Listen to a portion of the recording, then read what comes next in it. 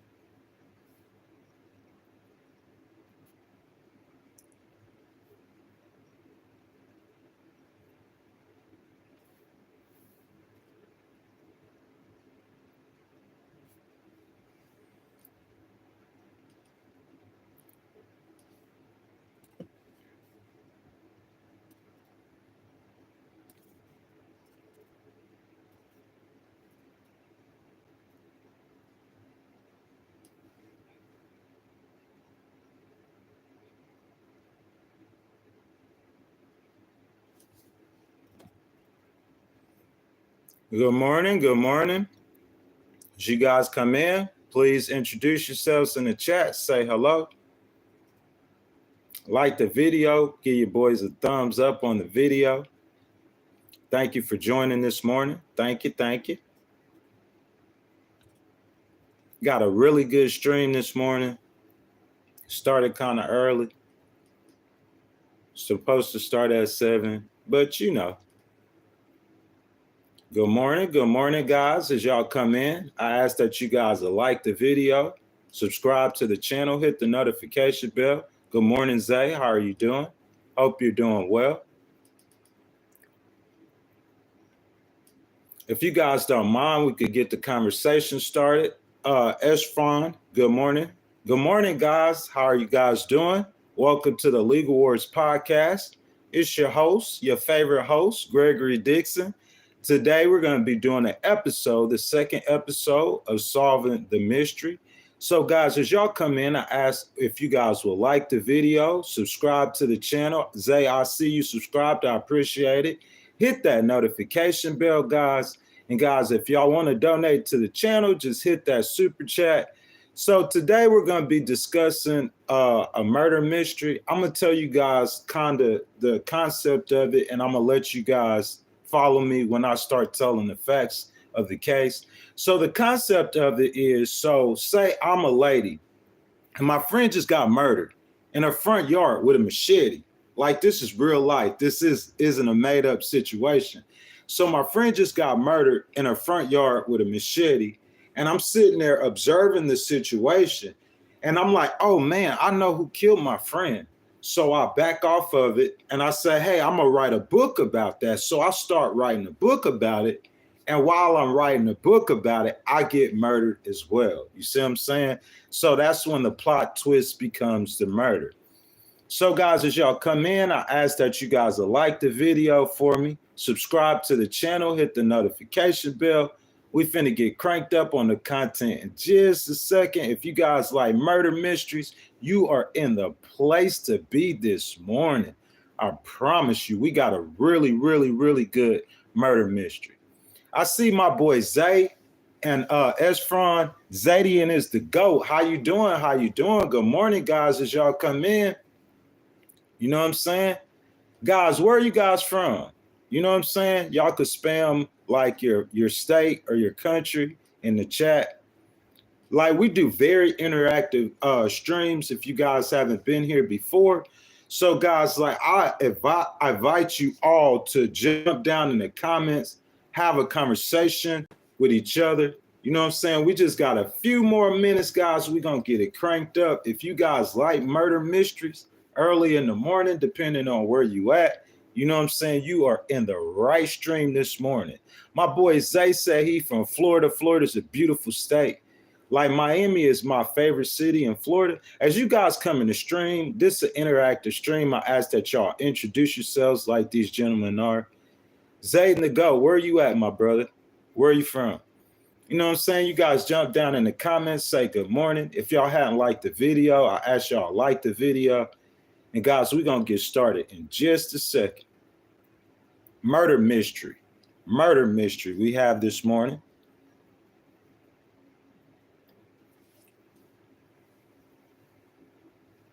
You guys like murder mysteries? You know what I'm saying? What you guys think about the CEO killer, that case in New York? What you guys think about that case? That was my first episode I did last week. I did on that case. You know what I'm saying? I was talking how I don't think the killer, worked alone, how I think the killer had help and everything like that. So,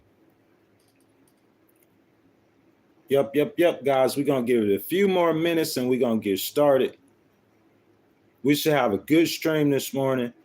I see you guys are already participating, and I appreciate that, man. You know what I'm saying?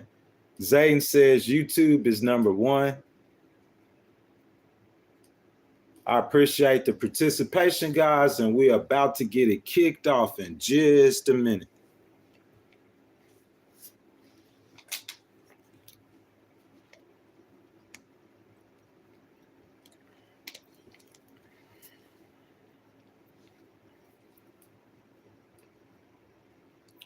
If you guys are in here, y'all haven't liked the video, I ask that y'all like the video. I think most of us in here have already liked it. We're going to get the content started in just a second.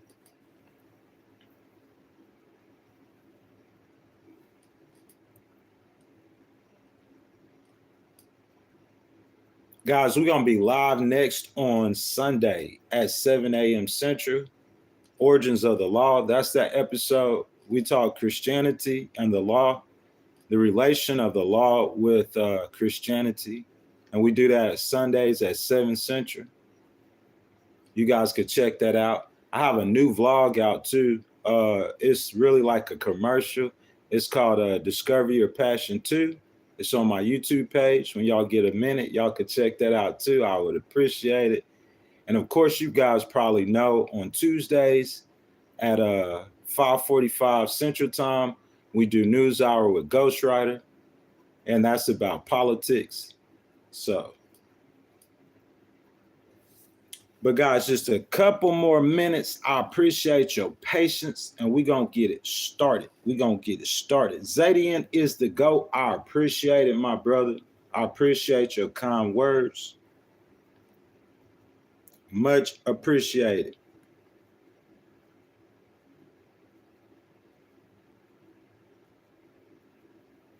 Good morning, guys. Welcome to the Legal Wars podcast. It's your favorite host, the Ghost. Today is the second episode of Solving the Mystery. So, guys, on this episode of Solving the Mystery, where we will discuss a crime, we will investigate the case. So guys, if y'all don't know me, it's your first time here, I ask that y'all like the video for starters, subscribe to the channel. I'm a freelance paralegal who has successfully conducted investigations in civil cases, which is due to bring the client and the lawyer profits of over $80,000. So I've actually conducted investigations in civil cases for money, financial gain. Just a quick introduction to myself, guys. I'm a licensed practicing litigation paralegal, and I own a business preparing legal documents. As a lead litigator, I filed 15 cases with no attorney supervision in 5 different states and 11 jurisdictions. I have faced off against a corporate attorney ghostwriting cases 2 times, and I've litigated against corporate attorneys with an 80% case win rate and a 91% document win rate. I said all of that to say this, guys. I have experience and expertise in the topics we will discuss. On guilty or innocent, as I said before, we will investigate the case. We will start with the facts of the case or what really happened, the best that we know it.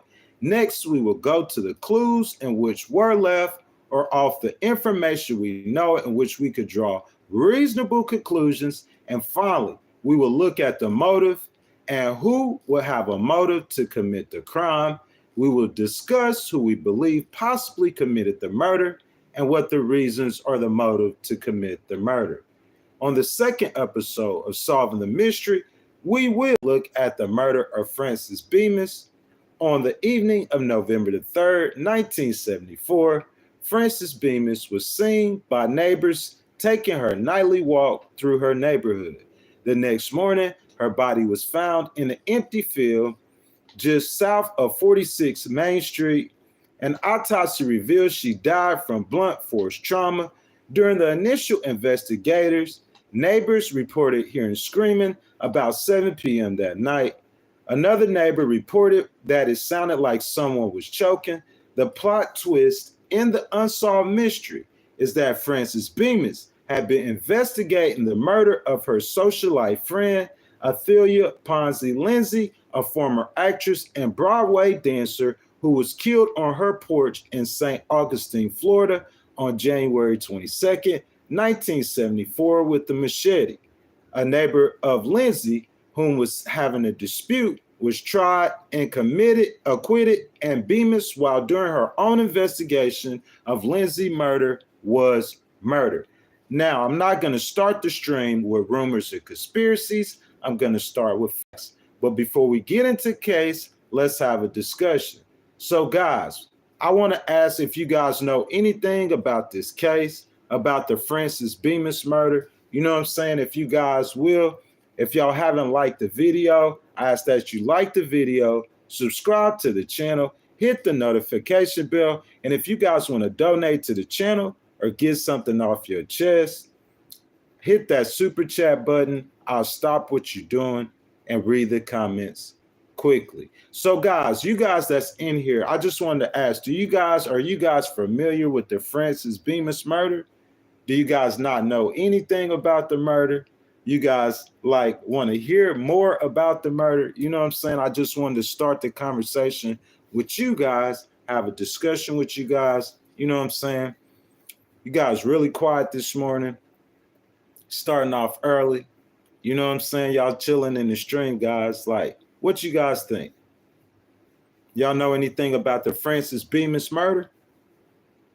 Athelia Lindsey? It happened in 1974. I would assume that you guys wouldn't. You know what I'm saying? But we'll take some time in the discussion. See if you guys know anything about this murder.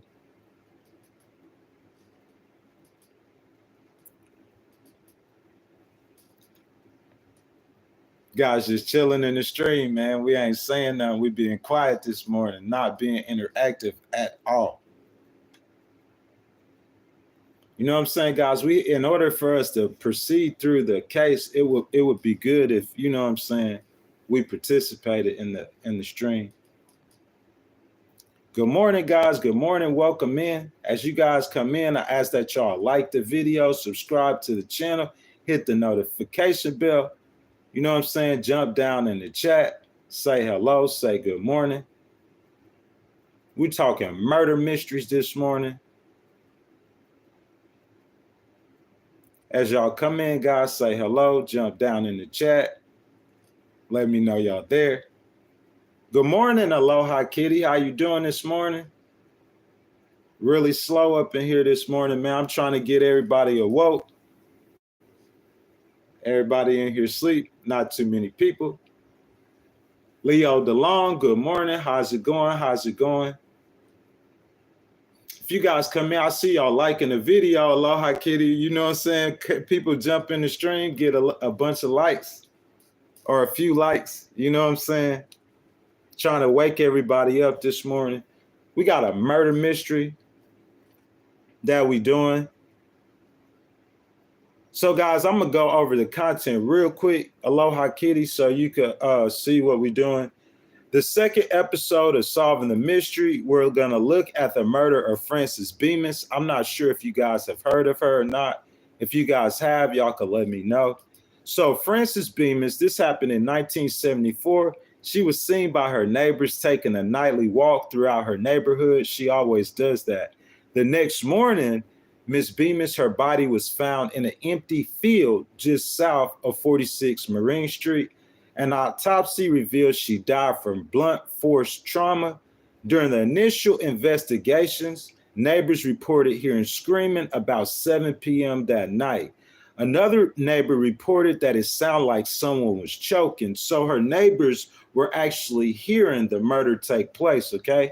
The plot twist in Miss Francis Bemis' murder is that she had already been investigating the murder of someone else, which was her friend, Athelia Ponsell Lindsey, which was a former actress and a Broadway dancer who was killed on her porch in St Augustin. So guys, if y'all ready, I'll go ahead and jump down into the content, You know what I'm saying? You guys get active in the chat. We can have a discussion.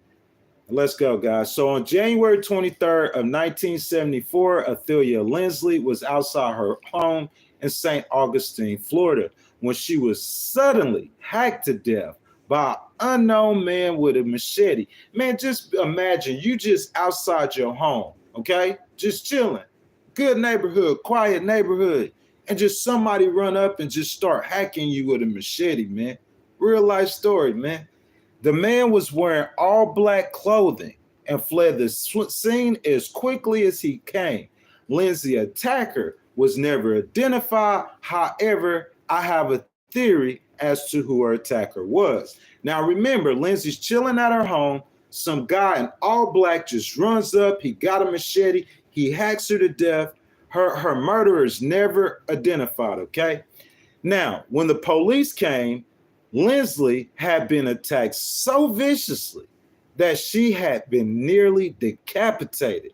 So whoever comes up and attacks her with this machete, obviously he has some kind of beef or axe to grind, no pun intended, because he don't come up and just like, ooh, I'm going to stick you with the sword, like he almost decapitates her. He's trying to get out of there quick. The police chief, y'all remember this police chief, okay, acknowledged the severity of the murder by describing Lindsey's body as being badly butchered. The ferocity of this attack leads me to believe this is a crime of passion, meaning Lindsey most likely knew her attacker. Who's going to go kill somebody with a machete, guys? An important element in this case involves a separate murder besides Lindsey's. Her close friend, Francis Bemis. So let's look at Miss Bemis, okay? We already talked about Miss Lindsey's murder. Unknown guy, all black, walks up, machete. He almost decapitates her, okay? So this is the plot twist in the murder, okay? Now, on November the 3rd, 1974, Francis Bemis was found dead by a man walking his dog. We aren't discussing Francis Bemis right now. She is the plot twist. You say, what does Francis Bemis murder have anything to do with the first murder? Okay, now the rest of St. Augustine is in Florida. That's where they're at. Reacted in fear to Lindsey's murder. Bemis had a different reaction. Bemis made it known on various occasions that although her friend had been murdered, she was not afraid. One day, when speaking with her friends, Bemis insinuated that she knew more about the murder than she was putting on. However, Bemis' outspokenness about Lindsey's death left her with the same fate. So, guys, if y'all are following along, Bemis said clearly that she knew something about Lindsey's death, okay? She said that she knew she had information and that she's going to write a book. Who knows if it's true or not? Maybe she's just saying that to try to, drum up book sales. But she's saying, hey, look, this woman got hacked by a machete. I got information about it. I know who did it. And right when she said that, she ended up getting murdered too. Okay. While I do find Bemis' actions after her friend's murder to be suspicious, it's like, bro, my friend just got murdered with a machete, okay? So I'm going around telling people that I have information about the murder, but instead of telling the police, I'm saying I'm gonna write a book about it, and then I get murdered. You know what I'm saying? I do not think this makes her the killer, though, all right? If anything, I think Bemis saw her friend's death as something to capitalize on. And upon doing so, she got herself into trouble. What I mean by that is she stepped into something that she don't know what she stepped into. I think Bemis's outspokenness about Lindsey's murder caught the attention of the real killer, who we're going to talk about now. Now, in both of these people's murder, ain't no one ever been arrested, ever, okay? I mean, not arrested. They've never been charged or they've never been found guilty of the murder. Let's keep going. Now, there's a guy named Alan Stanford. I'm going to introduce our first suspect. Stanford was a civil engineer as well as Lindsey's neighbor. The duo were known for having a public feud, okay? Now, Miss Lindsey was known for having a feud with Stanford. This before Miss Lindsey's murder, okay? In which county officials had to intervene on numerous occasions. What they fighting about? For instance, Lindsey was an animal lover, and she was known for taking in stray animals. Due to the noise her numerous pets caused, several neighbors began to complain. Stanford took those complaints to the county, causing Lindsey to have to pay a fine. You think, man, is that something that's strong enough to run up on someone and hack them with a machete? Let's keep going. The most notable of their disputes involves Stanford allegedly threatening Lindsey's life. Now, threatening someone's life, yeah, that is something that is important enough to where you would think that there would be a motive for murder. During a county board meeting in which Lindsey and Stanford were both in attendance, Lindsey took the floor and began bad-mouthing Stanford. I guess she was upset about having to pay that fine. She claimed Stanford was unfit for his position with the county and claimed he had once threatened her with her life. While Lindsey's accusations were ignored at the board meeting, they were not ignored the day she was murdered. Hours before she was butchered, Lindsey accused Stanford. Hours before she was butchered now. They've been bumping heads, but hours before the woman was killed, she accused Stanford of violating Florida statutes. The complaint prompted the Florida Department of Occupational Regularization to investigate Stanford's home. Come on, guys, y'all following with me? So this woman's found butchered with a machete, okay? She been beefing with this guy. They bumping heads. He done gave death threats to her. Okay? So hours before the woman's found murdered. So right when this happened, he probably went over there and murdered her right away. Hours before she's found murdered, the guy had the Florida Department of Occupation Regulations to run up in his house. And right after they run up in his house, the woman's found butchered to death with a machete, almost decapitated. Come on, man. I mean, bro, if we think about these mysteries, to me, it's like, what do law enforcement be looking at sometimes? While their investigation found he had done nothing wrong, I think this was the final straw for Stafford. I think after this visit, he snapped and decided to end his local feud once and for all. He started hacking her with a machete. That's what I think. Due to this feud being so public, Stafford was a prime suspect in Lindsey's murder. Not only did he do it, everybody knew he did it. In court, there were several pieces of evidence presented. Oh, so they arrested him? Yeah, he got arrested. So there's several pieces of evidence presented and placed Stafford at the scene of the crime. Come on, guys. Where y'all at? Y'all woke this morning? Y'all following me? Come on, guys. Is Stafford guilty, y'all? Did he commit this murder, guys? Y'all let me know in the chat. Let's get it cracking, because I'm finna jump down in the discussion, okay? These pieces included his watch and bloody shirt. Bro, what? They've been arguing. This is for any mystery, any group of people. You got two people, they arguing, they butting heads. It gets to the point where the guy makes the woman a death threat. So the guy done made a death threat at the woman, okay? So she ends up calling the Florida Occupational Health. They go raid her home. Hours later, she found dead, almost decapitated with a machete. The police investigate. They find his watch and bloody shirt at the scene. A trail of bloody footprints that appeared to go from her house to his house. That's a slam dunk, right? In my opinion, it seems obvious that Stafford did it. However, the jury declared him not guilty. What? I know you guys, y'all must be asleep, man. Y'all following along.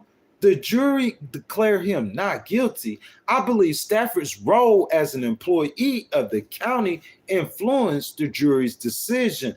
Oh, so Stafford, the primary suspect in the murder, is an employee for the county. You know what I'm saying? When Stafford was initially arrested for Lindsey's murder, several county residents raised money to pay for his bail. To me, this shows how highly he was thought of in this community, and showed that even before his trial by jury, public opinion had declared him not guilty. Regardless of what evidence they found, they thought he wasn't guilty. Or they knew he was guilty and they didn't care. He would work for the county. They just like, oh, well. I believe the jury made the wrong call in this case and let a killer go free. What you guys think? You know what I'm saying? Jump down in the chat, guys. It's discussion time, guys. Welcome to Legal Wars Podcast everywhere. Y'all kicking it with your favorite host, the Ghost. I ask that you guys, if y'all in here, if y'all haven't already, that you guys will like the video, subscribe to the channel, hit that notification bell. And if you guys want to donate to the channel, get something off your chest, hit that super chat button. I'll stop everything I'm doing.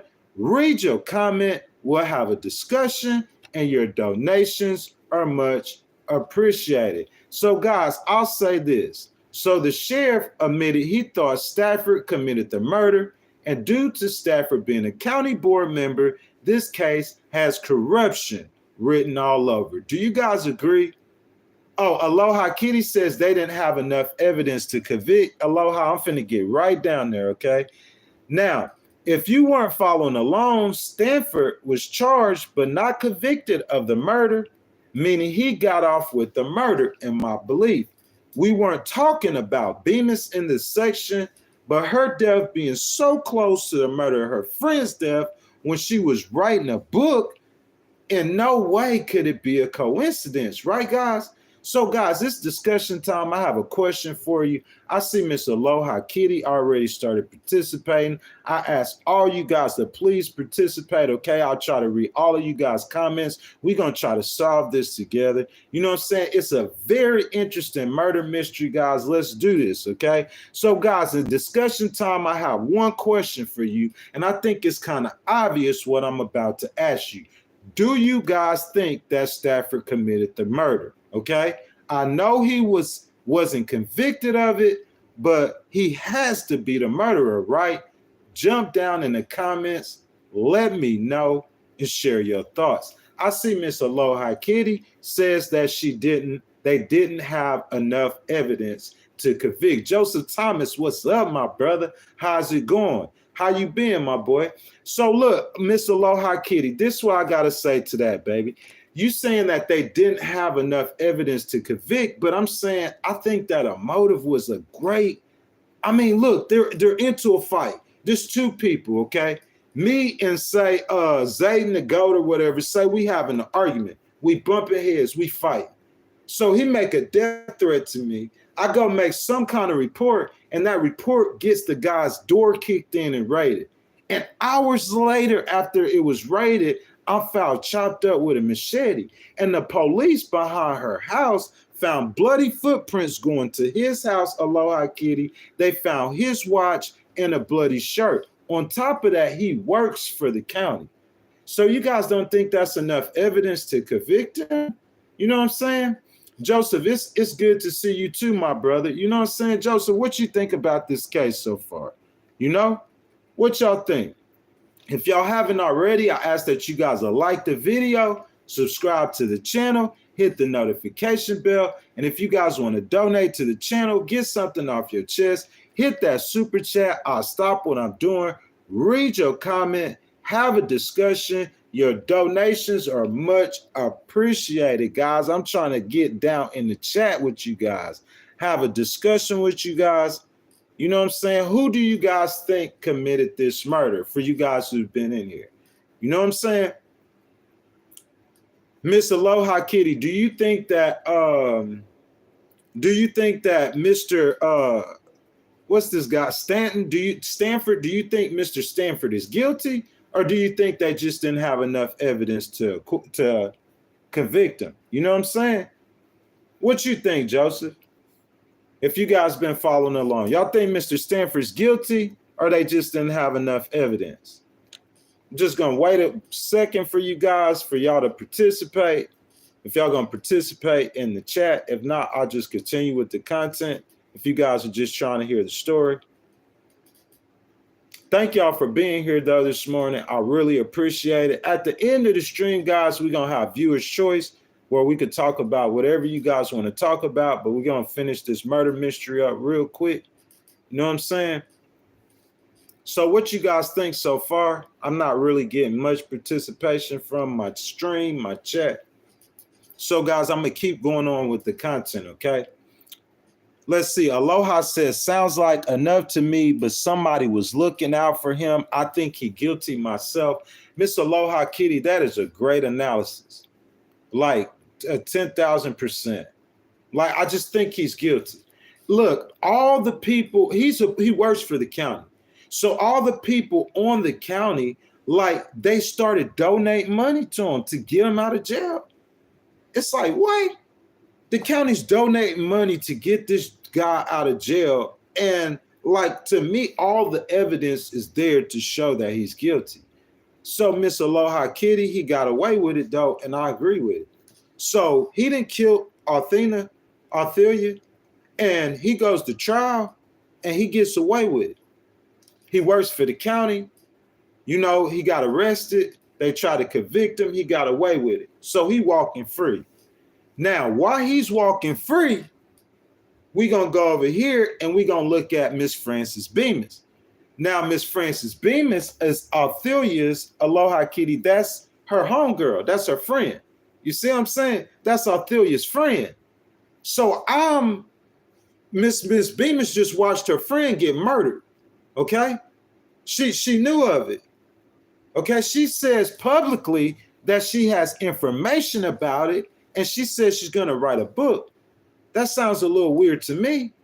Because it's like, why is she writing a book when she has information about her friend's murder? Maybe she gave it to the police too.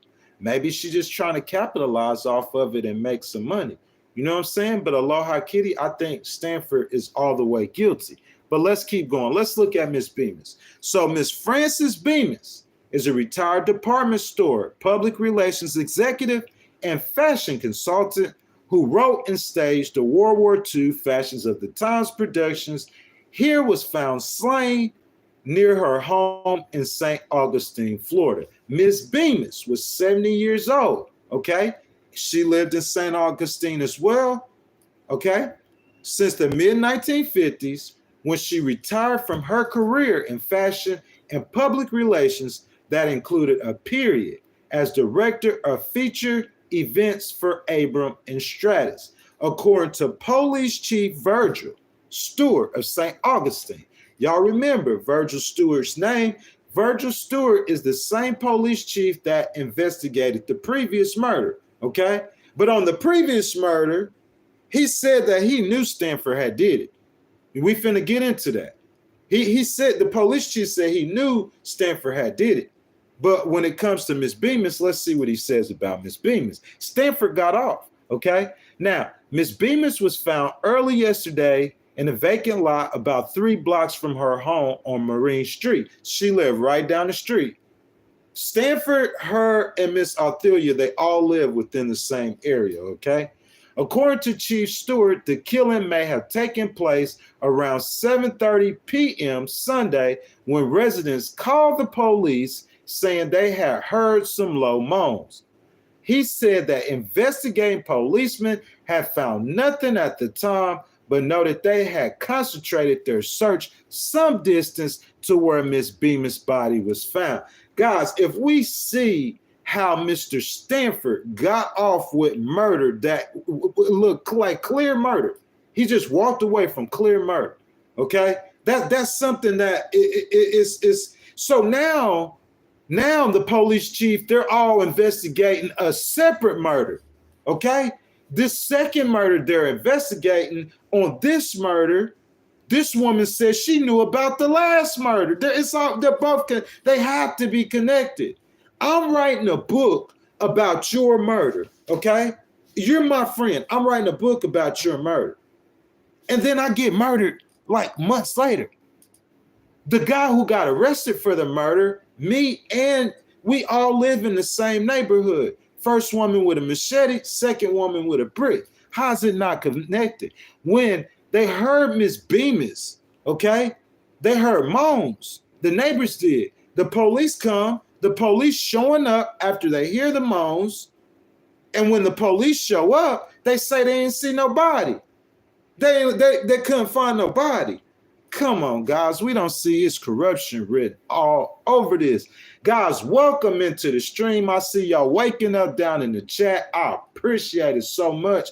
Welcome to the Legal Wars podcast. It's your favorite host, the Ghost. You kicking it with the Ghost this morning. We talking a murder mystery. If you guys have not already, I ask that you guys like the video, subscribe to the channel, hit that notification bell. And if you guys want to stop me or donate to the channel, hit that super chat button and we'll discuss whatever your comment is. Your donations are much appreciated. Let me finish with the content. So now, Miss Bemis, let's look at Miss Bemis's background a little bit.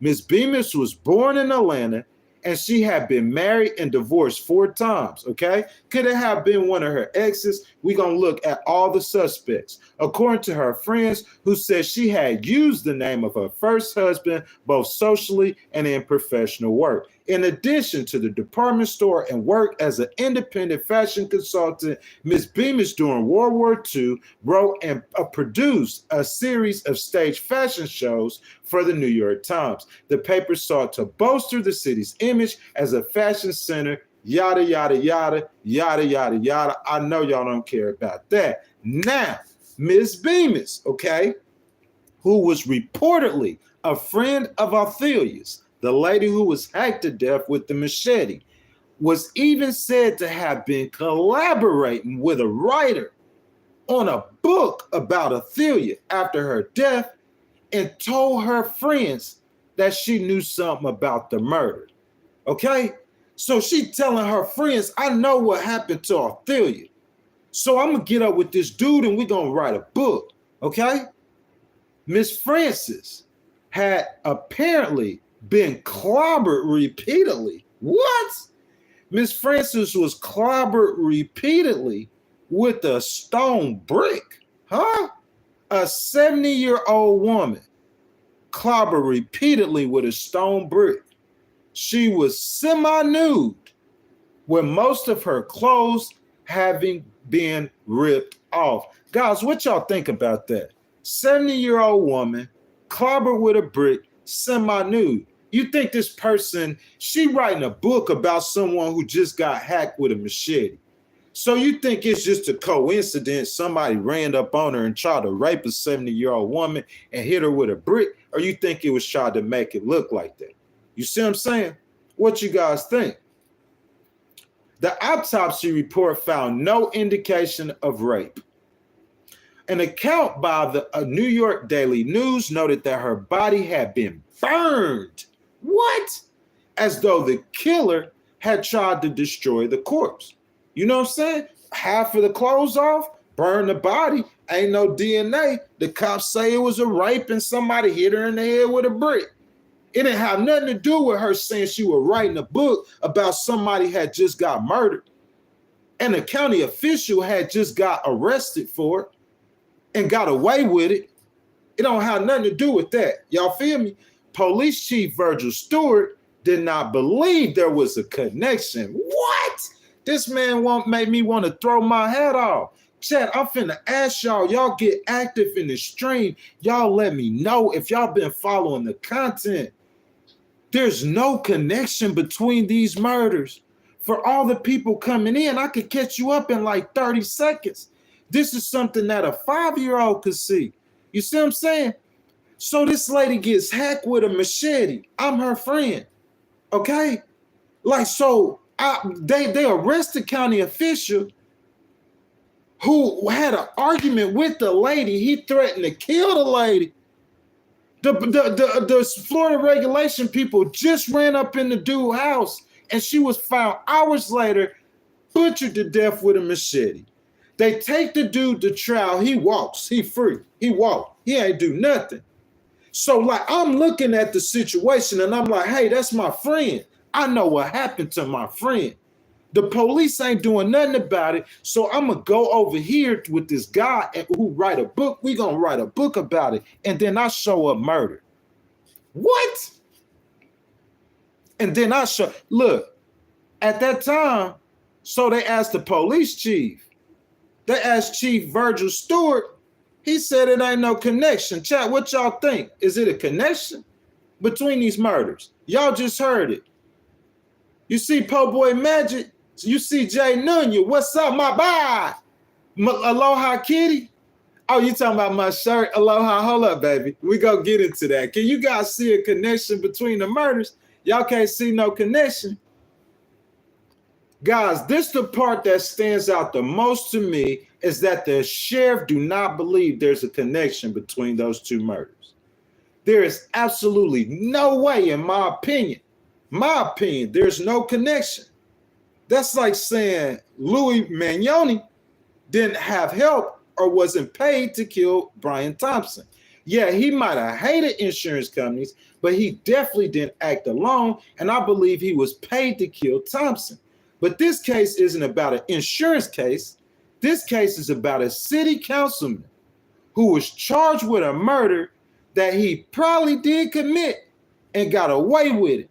And then another woman was murdered who was writing a book about the first woman who just got murdered.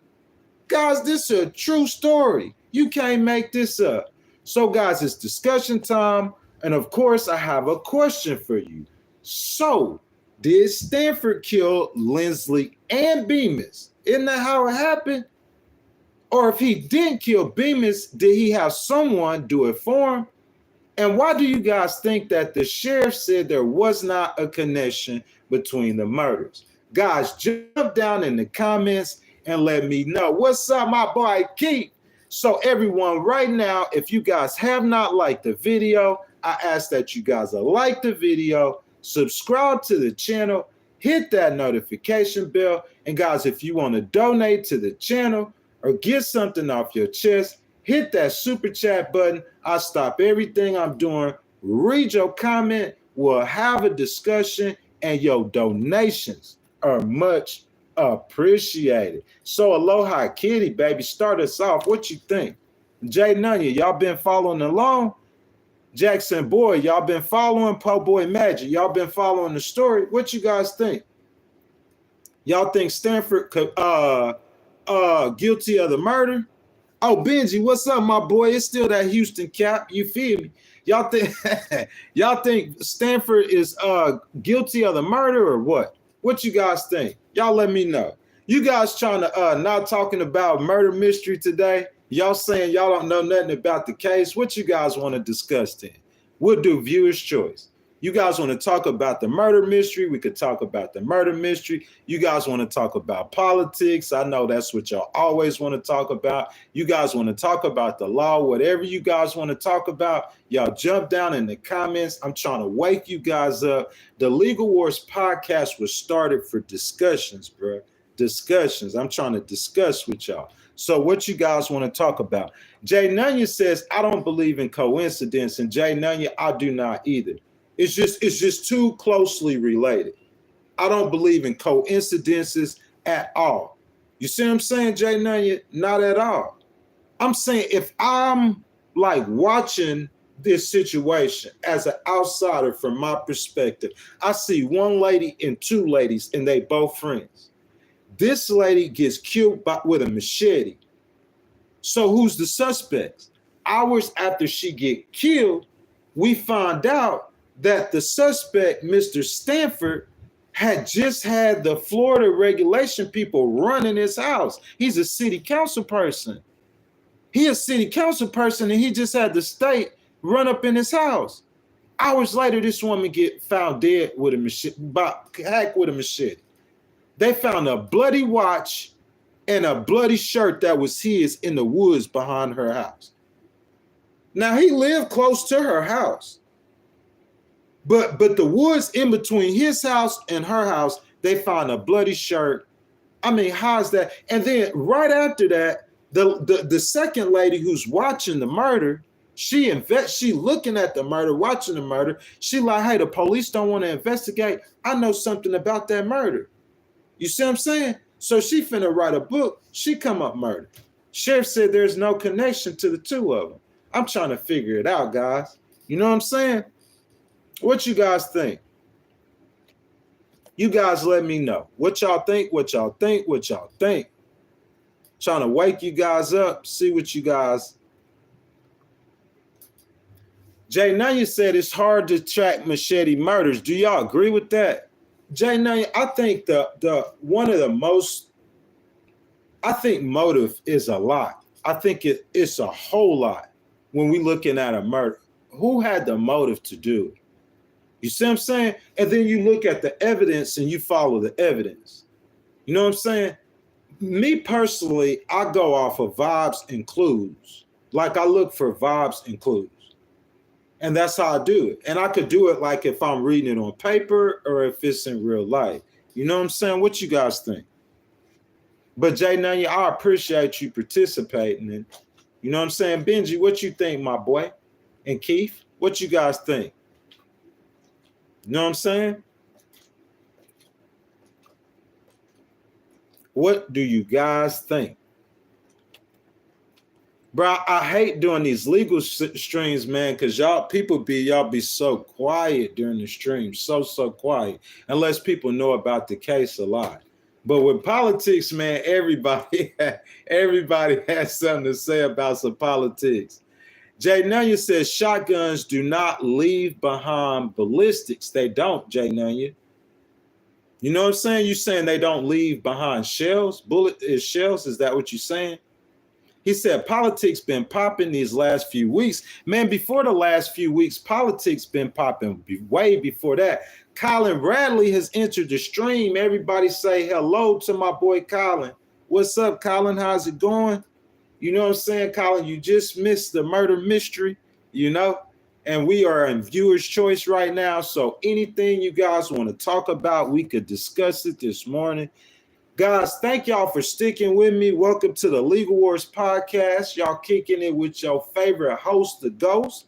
If you guys have not already, I ask that you guys will like the video, subscribe to the channel, hit that notification bell. And guys, that super chat button is wide open. If you guys want to donate to the channel, you want to get something off your chest, you want to start a conversation about anything, hit that super chat button. Your donations are much appreciated, guys. We are in viewer's choice.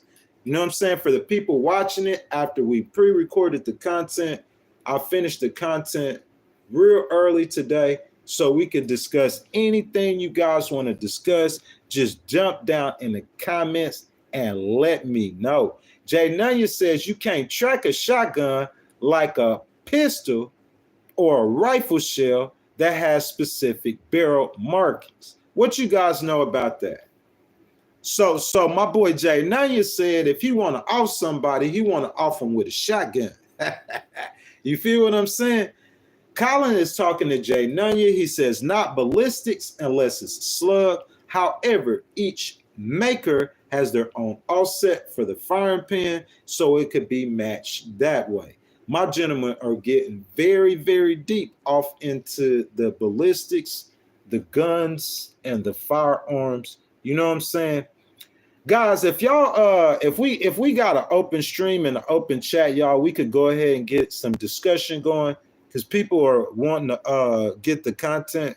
You know what I'm saying? So guys, I'm gonna change the conversation. Y'all could switch it back. I got over an hour to stream. Guys, I want to discuss that President Trump, he did an interview. I think that was yesterday. And you guys let me know if y'all seen this interview. I got a stream coming up on just this content that I'm about to tell y'all right now. But President Trump did an interview. I'm trying to pull it up for you guys so you guys could see it. I see my boy Benji says, Colin, you heard from experience. Devilish says, Trump, baby. Guys, please go ahead and hit that thumbs up, that like button for me. You know what I'm saying? So President Trump yesterday, he did an interview. President Trump. And he said that it's going to be hard to lower the price of groceries. It's going to be hard to lower the price of groceries. So guys, I have to entertain you guys if I have you in here. So that is what I'm finna do right now. Guys, if y'all participate with me, y'all know how we do on the Legal Wars podcast. I wanted y'all to go ahead and spam who y'all voted for. I see y'all already started to do it. Devilish says Trump. Urizu says Trump. You know what I'm saying? He says MAGA. Guys, who y'all voted for? Who y'all supported in this election? Did y'all support Trump? Or did y'all support Aloha Kitty, baby? We gonna get into that. Aloha, y'all voted for Kamala or y'all supported Trump? Jay Nunya said it's gonna take time. Who y'all supported? I just want to know who y'all supported. Spam it in the chat for me. My boy Yisrael said Trump 100%. Y'all spam it in the chat for me. Who y'all supported? Y'all supported Trump. Colin, I know he supported Trump. Or y'all supported VP Harris. Me personally, I was an independent who supported Harris. I'm going to just start the conversation like that, and we're going to jump into it. You know what I'm saying? President Trump said that it's going to be hard to bring down grocery prices. Jay Nunya is saying that it's going to take time, okay? And that's what Jay Nunya is saying. Let's look up the interview, though, guys, and let's go over the content right now, because I see Aloha Kitty. Guys, look, this is what I'm saying. The reason why I asked y'all who y'all voted for, because, look, if you guys voted for Trump, what was the reason you voted for Trump? Is it because I'm a Republican? Is it because I'm MAGA? Is it because my mom and daddy voted Republican? I'm always going to vote Republican. What's the reason? Let me ask you another question. What do you think the swing voters in the swing states, why do you think that he swept the swing states? You see what I'm saying? You guys think that he swept the swing states because of what? What was the main issue? In my opinion, the main issue was inflation. That was the main issue why he won was inflation. Not just the cost of groceries, but the cost of everything. And I think people trusted and depended on Trump to bring down the cost of everything. We discussed this a little bit yesterday. Drill, baby, drill. Drill, baby, drill. That's going to drop the price of gas. So he got to win with that. I think that'll bring groceries down a little bit, but not all the way. So let's see what President Trump said about the price of groceries and if he'll be able to bring down groceries. Okay? Because, guys, y'all know about those tariffs. So we know on the campaign trail that VP Harris said that it was all gonna raise the price of living. Trump's economic plan. What you guys think? Colin says, vote based on facts, not feelings. You know me better than that. Of course, Colin, 10,000%. Aloha Kitty said it's not going to happen. She don't have faith in VP Trump. So, guys, I'm going to go off Catherine Fong, a senior writer. Okay, she wrote, raising prices of eggs and milk were a major voting issue for many Americans in November's election. I hadn't looked that up yet. Do you guys agree? Was that a major voting issue in the election? Donald Trump vowed to bring them down, but now the president-elect is toning down the rhetoric on his promises to bring groceries cheaper, okay? This ain't my words, this President Trump's words. In a new interview published by Time magazine on Thursday, Trump said that one of the biggest things Democrats and his opponent, VP Harris, didn't understand about the American people is that they want to be able to buy groceries at a reasonable price and not have to turn off their heat in order to buy 2 apples. Okay? This what President Trump said. He said they wanted to buy groceries at a reasonable price and not to have to turn off the heat to buy 2 apples. That's pretty funny, I ain't gonna lie. But he said if he'd be able to bring down grocery costs down once in office, he admitted that while he was optimistic, he said that it's hard to bring things down once they're up. You know it's very hard. He said that even if the prices on the shelves didn't fall, he didn't think it would mark his presidency as a failure. Guys, Donald Trump, Time Man of the Year. If you guys have not heard of it, you know what I'm saying? So this is a Time magazine. You know, he was voted Man of the Year. That's like one of his favorite things, you know? And they were asking him. They were talking about VP Harris saying that want to buy groceries at a reasonable price, you know? Don't have to turn off the heat to buy 2 apples. And so they just asked him, they said, President Trump, so we going to get them grocery prices down. And he said that it's hard to get things down once they're up. My question to you guys, okay? You know, it's viewer's choice. We could talk about anything we want to. My question to you guys, is that going to cost the Republicans coming up in the primary? If Donald Trump isn't able to get the grocery prices down, is that going to cost the Republicans coming up in the midterms? Or you think that the American people don't care? You think we're going to have to wait and see? You know what I'm saying? You think he really is going to get them down? Because I'm saying Donald Trump is a very confident person. So he speaks with confidence. So him saying that he don't know if he's going to be able to get the grocery prices down and he's going to do another trade war with tariffs. I'm saying, like, guys, what y'all think about that? You know what I'm saying? I'm finna get down in the comments, start a discussion. Anything y'all want to talk about, y'all jump down in the comments. Anything at all is viewer's choice. Guys, thank y'all for being here. If y'all hadn't liked the video, I ask that y'all like the video. Go ahead, double scrap the team. Subscribe to the channel, hit that notification bell. And guys, if y'all want to donate to the channel, y'all hit that super chat button. I would appreciate your donations. I'll read the comment and your donations are much appreciated. So Aloha Kitty says prices will go up. You'll see. Do y'all agree with Miss Aloha Kitty that prices are going to go up? She says she has no confidence. She said he will not drop the prices of groceries and prices are going to go up. Do y'all agree with Miss Aloha Kitty? Let me see. Jay Nunya says eggs and milk can go up or down quickly, depending on the price of gas. So Jay Nunya is saying that the eggs and milk is going up or down because of gas. Well, we know he's going to get gas prices down because he's going to drill.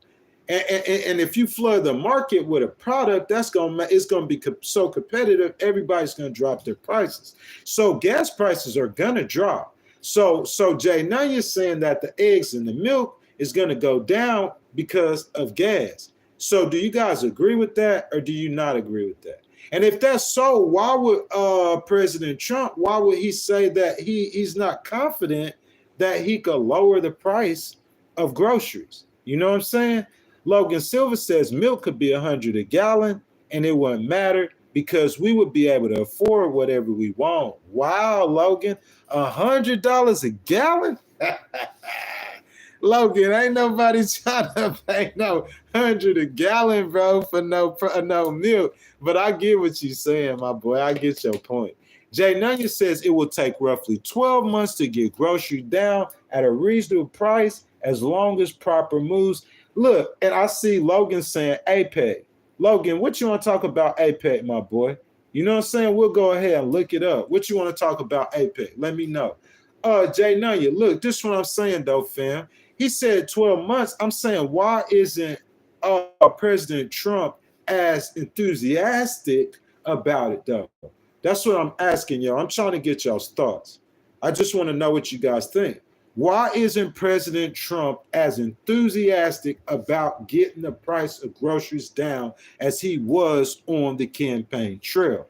Has he got into a position where he started getting advisors and he started seeing it, and he's seeing it as a president that is going to be harder than what he thought it was?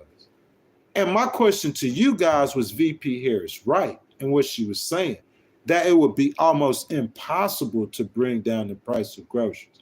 The question is going to you guys. What you guys think? You know what I'm saying? Let's see. Logan's talking about APEC. Devilish says only time will tell. Time tells all stories. Colin says if you drop the price of utilities and fuel, then the price of groceries will automatically drop. Do you guys agree with that? So, guys, if we drop in the price of utilities and fruit, there's no way in the world. I'm not an economist or whatever you call those people, but I could tell you this. If I know that I'm using fuel to transport the eggs and the milk, if the fuel is a big part of transportation, the overhead for any person who's in logistics, who's transporting anything. So if your biggest overhead is cut in half, that has to cut some prices, benefit somebody else besides just the people who are. So that's what I'm saying. It's going to lower the prices of the milk. You see what I'm saying? So I see that helping, but Collins says the price of utilities too. And he said groceries going to automatically drop. You know what I'm saying?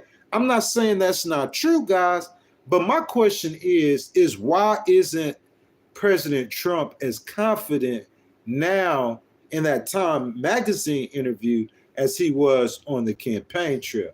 My boy Beanhead says, okay, Michael Thomas, Jay Nunya, excuse me, says, who watched the Game Awards 2025 is stacked. What is the Game Awards, guys? And Jay Nunya, what you mean about stacked? Aloha Kitty says because he knows he can't do it. Miss Aloha Baby says she ain't got no confidence, bro, whatsoever in President Trump, man. No confidence. Aloha Kitty, I say we give him an opportunity and just see how it goes. Jay Nunya said he realized it's going to be tougher than he thought, of course, but he was president before. So that experience is going to help him a lot because he understands, like, you see what I'm saying? He knows, like, what it takes to do something and not to be able to do something. Jay Nunya said he's almost too confident, but that's something we need in America. Do you guys agree with that? Make America great again, right? That's what he's saying. Collins says Trump isn't enthusiastic about it because of the energy bill that was passed by the Democratic Party. This will make it difficult for him to get energy down. Do you guys think that that was the entire purpose for the Democrats to pass that bill, Colin, to make it as hard on Trump as they can? Nate Peterson said prices might rise, but I'm in it for the quality. Can't wait to see what happens. Me neither, Mr. Peterson. Thank you for participating. Some guy on the internet. Okay, Jay Nunya. Rebuilding our energy infrastructure and getting out of the Paris Climate Accords are going to do wonders for the American economy. It will take time for grocery prices to go down. I'm expecting about a year before we see a significant change. Jay Nunn, I think 12 months is good. Look, Jay Nunn, I would say some advice is that I think the Trump people should have a good spokesperson. Do you feel what I'm saying? The Trump people need a really good spokesperson to get out front and articulate that message. I think Trump's a really good spokesperson too, but they need to have someone else who could communicate good with the voters. You know what I'm saying? For the sake of the Republican Party, you know that Trump's not going to be able to run for re-election. The reason why I say that, because I've seen Joe Biden administration, and in Biden administration, I don't believe they had someone to articulate. You know, we'll see Biden on stage, you know, with Trump, you know, and saying I added 16 million jobs. People not really feeling it. You got to get out there, you know what I'm saying? I know Biden, you know, he knew he couldn't do the election again, but you got to get out there and you got to be able to articulate your accomplishments. Because sometimes people cannot understand your accomplishments. Or if they're not feeling it, especially in their personal life, they might not understand those accomplishments. So it's necessary, in my opinion, that you get out there and you articulate that. Jay Nunn says President Trump will get it done for all those who doubt them. Oh, he talking to Aloha Kitty. So Keith says, remember the wall, who paid for it? So Keith, like, let me ask you, my brother, who you voted for? Are you a Democrat? I don't have no problem with that. Like, you can ask Aloha Kitty. Like, when we started the stream, you know, a lot of the day one people aren't here, but when we started the stream, bro, like everybody, Republicans, Democrats, Independents, you know what I'm saying? But that wall, the United States taxpayers paid for it. Keith, if you didn't know, they still have money for that wall. And if I'm not mistaken, they're going to use that money to complete the building of that wall. I think that that's what Trump's going to do. You know what I'm saying? Most definitely. Logan Silva says, a wall here is better than healthcare overseas. Hey, man, y'all too funny. Logan, a wall, a posting oppression. What's posting an oppression, Logan? You feel what I'm saying? It's good about posting oppression. Oh, he said Palestinian oppression. It's good to post oppression. Because sometimes people don't know, they don't understand what they're doing, or they don't see what they're doing. So sometimes it's good to let them see. You feel me? It's if you got some, look, I'm a legal person. We believe in putting you on blast for doing something wrong. That's part of your punishment. When your kid do something wrong, what you gonna do? If your kid do something wrong that's bad, that you done told them 1,000 times before, and he got his brothers and sisters over here, you can have sometimes the whole family. You're not gonna every time you discipline your child, you're gonna take him somewhere to the side and say it to his ear. Sometimes you're gonna discipline him in public. If he do wrong in public, why would I discipline him in private and he doing it in public? If he go into Walmart and he steals something, like the way we discipline him is from where he did that at, right? So that's what I'm saying. A lot of times that killer, he killed that CEO in public. So I'm saying you can't be like wanting to be in private now. What you doing is in public. You involving other people in your crimes. So when the pushback comes, it's gonna involve people. You can't do something in the private and not want it in public. And that's the same thing for the Palestinian oppression. Like, put it out. People need to see the truth, the light. I believe in light and truth. Everything, just be upfront and honest about everything. Because if you don't, on the tail end, it's going to come back and bite you. So, guys, look, I wanted to talk about something else with you guys real quick. So I heard that Colin was talking about energy, Colin. So I think this is for you, my boy. So look, let's check this out real quick. So Trump was threatened over tariffs. Trump threatened by energy CEO over tariffs. Guys, I'm telling you, like, you guys, I don't know if people could see it like I could see it. Sonya says America is doomed. Why would you say that, Sonya? I don't think so, man. Listen, y'all. Like, I understand. Like, I don't hate on Republicans. I don't hate on Democrats. Look at my moderators, Keith, Aloha Kitty. You see what I'm saying? And Colin, and there's other ones. My boy Brian C. You see what I'm saying? It's Republicans and Democrats. I'm not hating on both, but I'm saying like Trump was president before, bro, and I'm saying we lived through it and survived through it, right? So why would you guys think that we won't live through it or survive through it again? You see what I'm saying? I'm saying what bad happened in 2017 in America? What bad happened in 2018? What bad happened in 2019? So he had a bad year. So he had 3 good years and a bad year. So I'm saying, why wouldn't we give him another chance? I'm trying to see why you guys don't understand that. So I got a Canadian official. He threatens to cut off U.S. energy supply. What? My man said he gonna cut off the United States energy supply over Trump tariff threats. What is this about, y'all? You know what I'm saying? So Canadian officials are threatening to cut off energy supplies to the U.S.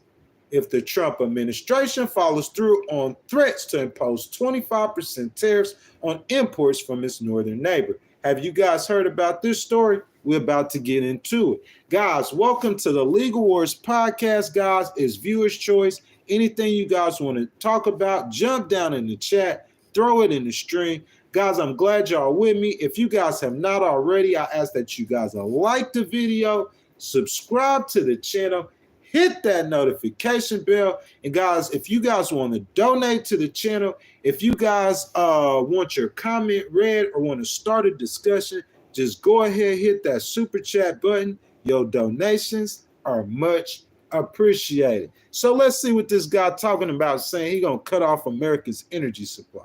So the guy says we will go to the extent of cutting off their energy, going down to Michigan, going down to New York State, and over to Wisconsin. I don't want this to happen, but my number one job is to protect Ontarians and Canadians as a whole. We need to be ready, he added. We need to be ready for a fight. I'm saying, guys, are we gonna go around picking fights with everybody? You know what I'm saying? That's my question for y'all, for the stream. Y'all jump in the chat and let me know. How are we gonna govern? Look, I said this yesterday, guys, okay? I know you guys probably wasn't in the stream, but I said this yesterday. I think, like, what we need to do is, like, I was talking about birthright citizenship. That's a stream we're going to do on Tuesday. Y'all know we only do politics, really. You know, we talk about everything, Christianity, religion, all the way through the streams. But the content for this stream was about that murder mystery, which we do every Friday morning. But in viewer's choice, I do want to say this, guys. I said this before. Like, I'm giving Trump a chance. Look at Jay Nunya. I'm giving Trump a chance, man. I'm saying, but this is what I'm saying, guys. If we go around and we're like, you think that's going to help America's economy or help us in our position in the world or make him stronger on other deals? Or you think he's just like blowing smoke like he usually does to try to get the best deal?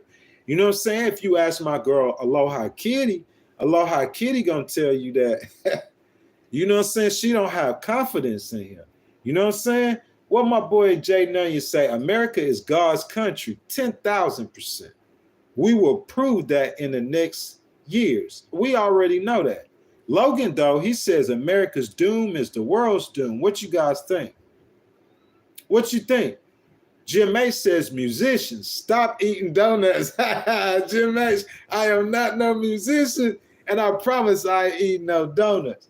Robert said, Trump is trying to make a better life for everyone, and this jerk wants to stop it. I don't know if Robert's talking to me, but no, sir, that is absolutely incorrect. I'm not trying to stop anything. I don't have the power to stop anything. Logan says we should be feeding and housing Americans. Logan, you 10,000% correct. You could not be no writer. Hey, Jason W said you seen Dees. Is that Josh Dees? That ain't no Josh Dees, man. That boy ain't from Ocean Springs, Mississippi. Let's see. Colin says Canada will come to an agreement between us and with Trump. I happen to believe that too, Colin. I think he's just negotiating and positioning. You know what I'm saying? 10,000%. I believe he will come to an agreement.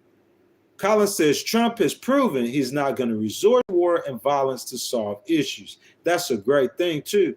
I think that's why he got elected. What you guys think? You know what I'm saying? What I'm saying, Colin, is do you think it's appropriate to send signals or to make it seem like, hey, if you don't do A, B, or C, we're going to get on your head? You see what I'm saying? Do you think that's appropriate to get, that's an appropriate way to get them to the negotiation table? Because this is what I'm saying. I'm saying being aggressive like that, I guess it will work a lot of times, but what about the situations when it doesn't work or it won't work? You see what I'm saying? That's my question to you, Colin. Jay Nunya says Americans are roughly 100 years ahead of everyone in technology, maybe 200 years. Maybe 200 years. Especially if you're talking about like military, that's what made America great. Once you achieve that once you're that far ahead of someone, look, Russia has a bunch of older weapons, nuclear warheads. Those nuclear warheads is the only reason why Russia is a superpower. Because if I would have asked any of you history buffs or political people, like in 2020, if Russia has been waiting to go attack Ukraine, just like China's been waiting to go attack Taiwan.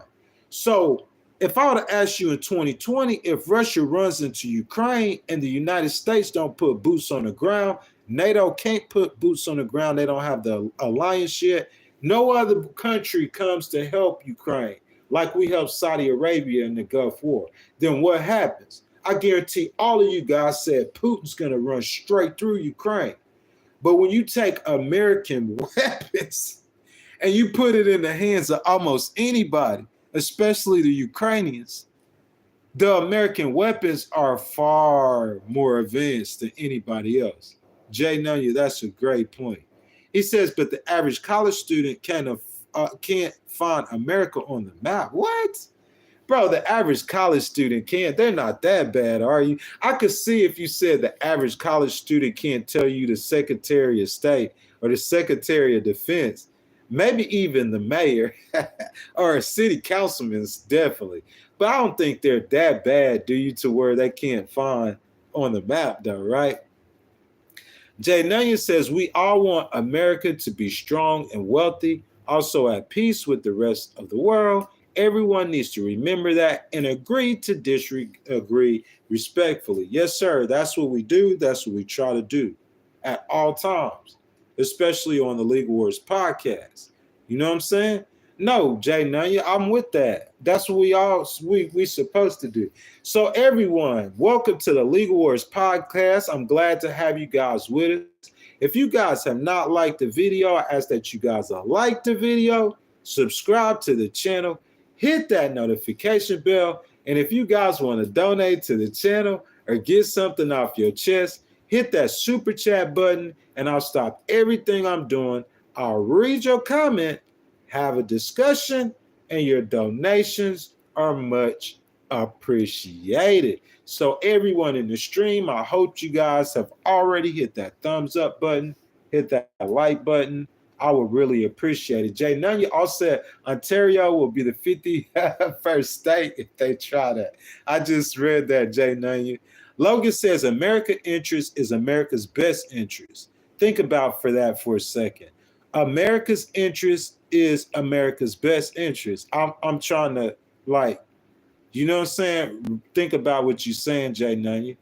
Because the Canadians feel like their interest is their best interest. Everybody feels like their interest is their best interest. Everybody's going to say that. Like I'm saying, where does that hold weight? Where's the balance at? Because America's balance is going to be on the law. That's the only thing that's holding this country together is that Constitution. And at times that's challenged. This country is held together by documents, by the law. So the best interest for America is to follow the law. That's America's best interest. Whatever the law is to follow the law. That's what America preaches. Freedom, justice, equality, you know what I'm saying? Due process. You got to follow those laws. You can't make up your own stuff as you go along. People going to lose confidence in the government, and you're going to have a great falling away if you keep doing that. Don't make them lose confidence in you.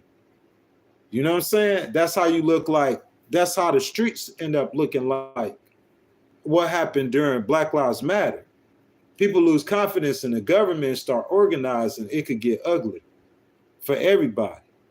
Because I'm saying, who sing, and I'm proud to be an American, and you see the president hiding in a bunker underneath the White House, or you see people on top of Capitol Hill.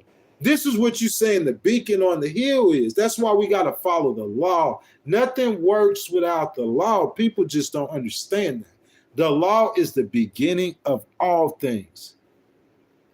If God is the law, God is the law. He speaks law. That's the beginning of all things. God is about rules. That's what law is. That's the beginning of all things. If you don't follow the law, you really do not have power. Putin does not have power, bro. I'm trying to tell y'all. He has authority. He doesn't have power. The law gives you power. Can y'all understand that, or do y'all want me to break it down? The law gives us power. You don't have power without the law. Am I right or wrong? You don't have power without the law. You have authority. Michael Martinez, did Saddam Hussein have power? How much power he had? Did he have power? That's my question. You want me to keep going on? There's a lot of people who have authority, but if they're not following the law, they don't have no power. Because you could easily, Colin, you feel me? Listen, Michael, this is what I'm saying. Michael, say you the mayor of this city, and I know that you committed a murder. I control you. I could control you with that information. Because you didn't follow the law and you corrupt. Now you don't have no power. I got the power. Let me be a rich man and have dirt on you as a politician. Anything I do, you're not going to get me in trouble for it. You not. The police chief might. You're not going to get me in trouble for nothing because you didn't follow the law. Within the law is the power. Because if I had knowledge that Donald Trump physically committed a murder in the White House, he doesn't have power no more. The power is in the law. But you don't understand. No, that's Jay. No, that's not true. That Constitution is already written. The words on that paper is dictating our lives. Y'all don't understand what the law is. The words on the paper on that Constitution is dictating our lives. The words on the Constitution is what gave the president his power. The president wouldn't have no power without the words on the paper. That's where he gets his power from. I'm saying, I know people don't understand that, bro, but the law is where it's at. If I could whoop you on the law, you can't beat me. I don't care who you are. I could take whoever you are to the court. If you cannot beat me in court, you cannot beat me. We just seen a president go to court. And Israel Netanyahu is on trial. He could go to prison. And that's not America. We see governors, we see mayors, we see all kind of people go to jail. That's the law, bro. That's where the power is. The man don't have a power. He got authority. The words on the paper, the law gave him that authority. It's words on a piece of paper that gives the mayor his authority. It's words on a piece of paper that give the police their authority. It's words on that George W. Bush II pushed on a piece of paper that gave Homeland Security their authority. Homeland Security wasn't even thought of in 1980. Some man had to put words on a piece of paper to create that organization. The power is in the law. The law creates it all. The president don't really have no power. He has authority that was given to him by the words on that paper. If you burn up that paper, how we gonna do this? How we gonna do this if we burn up the paper? How we gonna do it? If we burn up the Constitution, how we gonna do it? Because we don't know what's up. We don't know what's down. We don't know who no president. We don't know no Congress. We don't know no police. The law gave us everything we got in America. Everything. It's the Constitution. That Constitution told us that we have a president, that we have a Congress, that it's divided in two chambers, the House of Representatives and the Senate, that you have a judicial branch. All of that stuff comes from the paper, my boy. So that Supreme Court justice, when you go into court and you see him high and lifted up, you thinking that he's some almighty God. He's not. That man got his power from the words off that paper. But he exercising authority over you. But if you ain't following the law, then you powerless. I don't care who you are. If I get whatever I want to on you, then what you gonna do? If you a congressman and I got dirt on you that I know could flatline you, you know what you gonna do if I tell you that I'm finna get off on that dirt? And they know me. I could file the documents myself in court. I could take, if I knew stuff on, say, a congressman, I could file that document in court and have the court pass that to the, I could do it myself.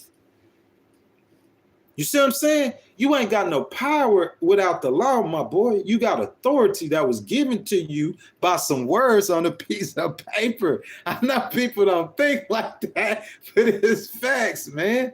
Colin says, Michael, I think low IQ is sending emojis and not having a knowledgeable conversation. So look in the mirror and say that. Colin, I appreciate that, my brother. Colin, anytime you want to get somebody out the chat for being disrespectful, it might be a 12-year-old troll. We don't know who it is. Colin, that's why I gave that to you. Look, I'm going to do this right now. I'm not sure if Aloha Kitty is still in here. So let me do this real quick, Colin, if you don't mind. Okay, let me find you again. All right. And so that way, Colin, if you just want, if you want to just tell them that, Colin, that's cool too. If you want to get them out the chat, that's cool too, man. I'm going to just try to skip over all that nonsense and ignore that. You know what I'm saying? Colin said that is the reason why we are a constitutional republic and not a democracy. They don't understand the law. They don't understand it. Tina, Merry Christmas, baby. Merry Christmas, Merry Christmas. Oh, okay, Aloha Kitty. It's all good, girl. I know you could do whatever you was doing. Colin got it. He's up in here. Who is that? Andre Alex says being a good person. We all need understanding in everything and to be good people. End of the story. That's so right. But look, this is what I'm saying, though. Thank you for that, Andre. Is that Andre? Andrea Alex? Listen, thank you for that. Let me say something about that, though. People, what do you do in a situation where someone's not trying to have understanding? Maybe you want to have understanding, but this person's just man, screw these people. How do you deal in that situation? But what you're saying is definitely right, though. Let's see. Michael Martinez says you actually think you could blackmail a congressman. Michael, why you got to blackmail him? Michael, why you got to blackmail him, my boy? You ain't got to blackmail him. And I wouldn't do that. You feel what I'm saying? If I had dirt on you, man, I'm going to try to let you make it. If you're not messing with me, because I don't do criminal law. It's not my job to enforce crimes. I don't put people in jail. I take money from people. That's what happened in civil law. So if I know you out there, it's different. If I know you out there hurting kids or selling drugs that'll hurt kids, I'm going to try to mind my business. Just don't put it in my face. So if I know somebody committed a crime, as long as they're not messing with me or on me, I might never say nothing to them unless I felt like I had to. But what I'm saying is I'm not making that point about me. I could put paperwork on anybody, bro. Right here, look, watch this. Right here from this computer. I ain't got to leave this room. Bro, I could have you served in 21 days from this room. Don't have to pay $1 to do it, too. Boy, trill with that. You feel me? I could have a dude served in D.C. Bro, I'd have had people served in Philadelphia. I'd have had people served in Alabama. Boy, I'm in Texas. You can't run for that paperwork. Y'all don't understand that the strength of that paper, bro.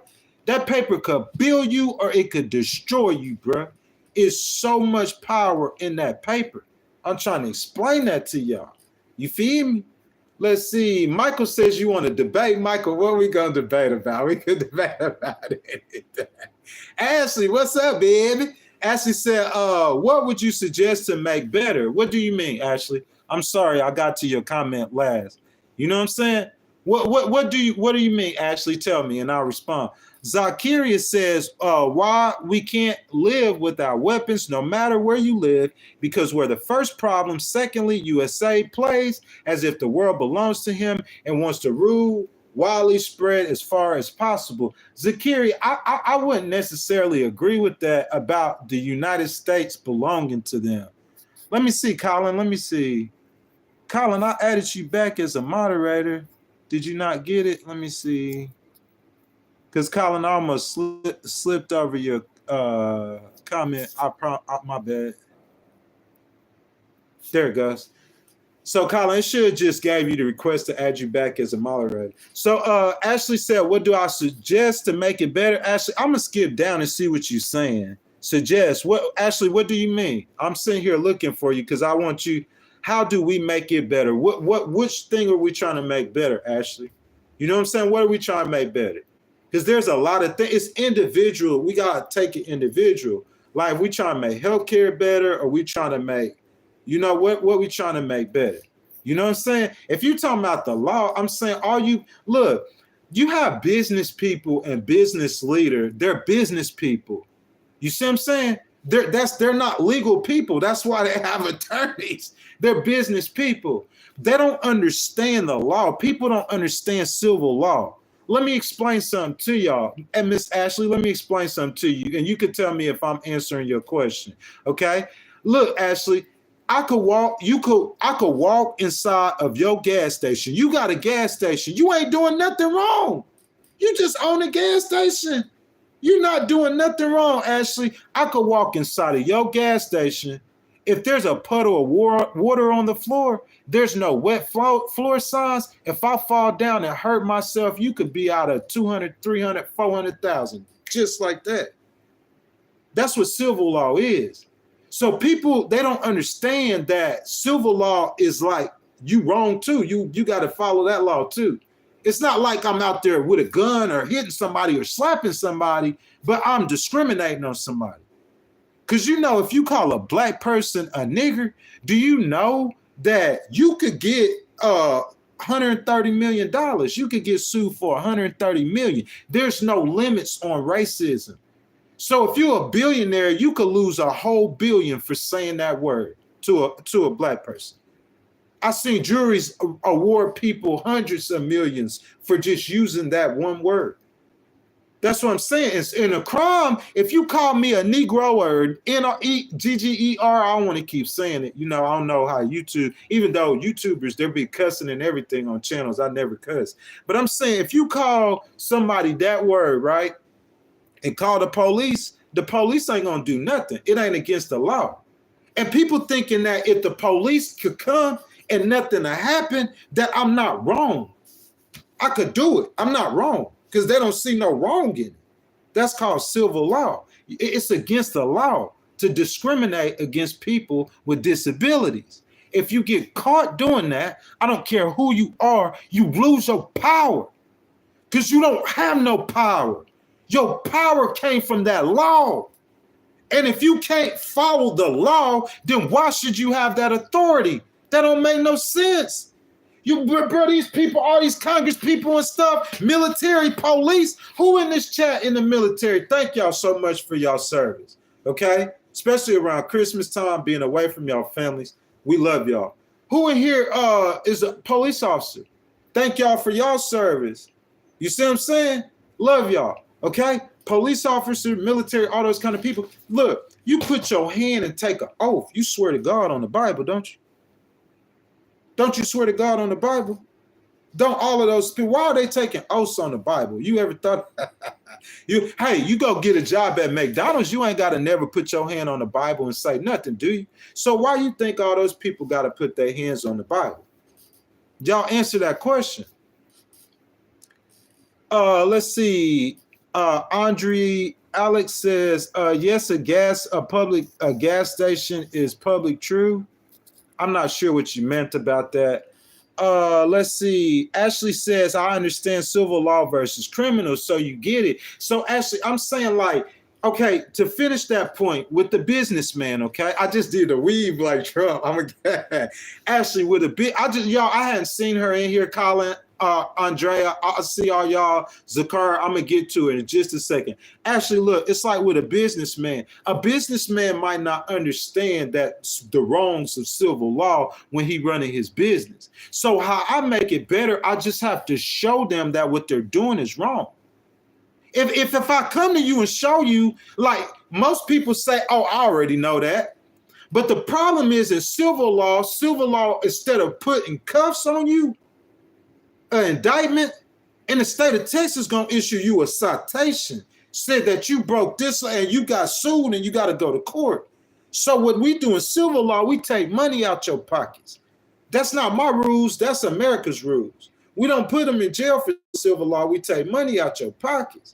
So I'm saying though, the way we make it better, baby. Look, Ashley, the way we make it better is that I see you, Colin. I'm coming, my boy. We got to show these people that discriminating on people is wrong.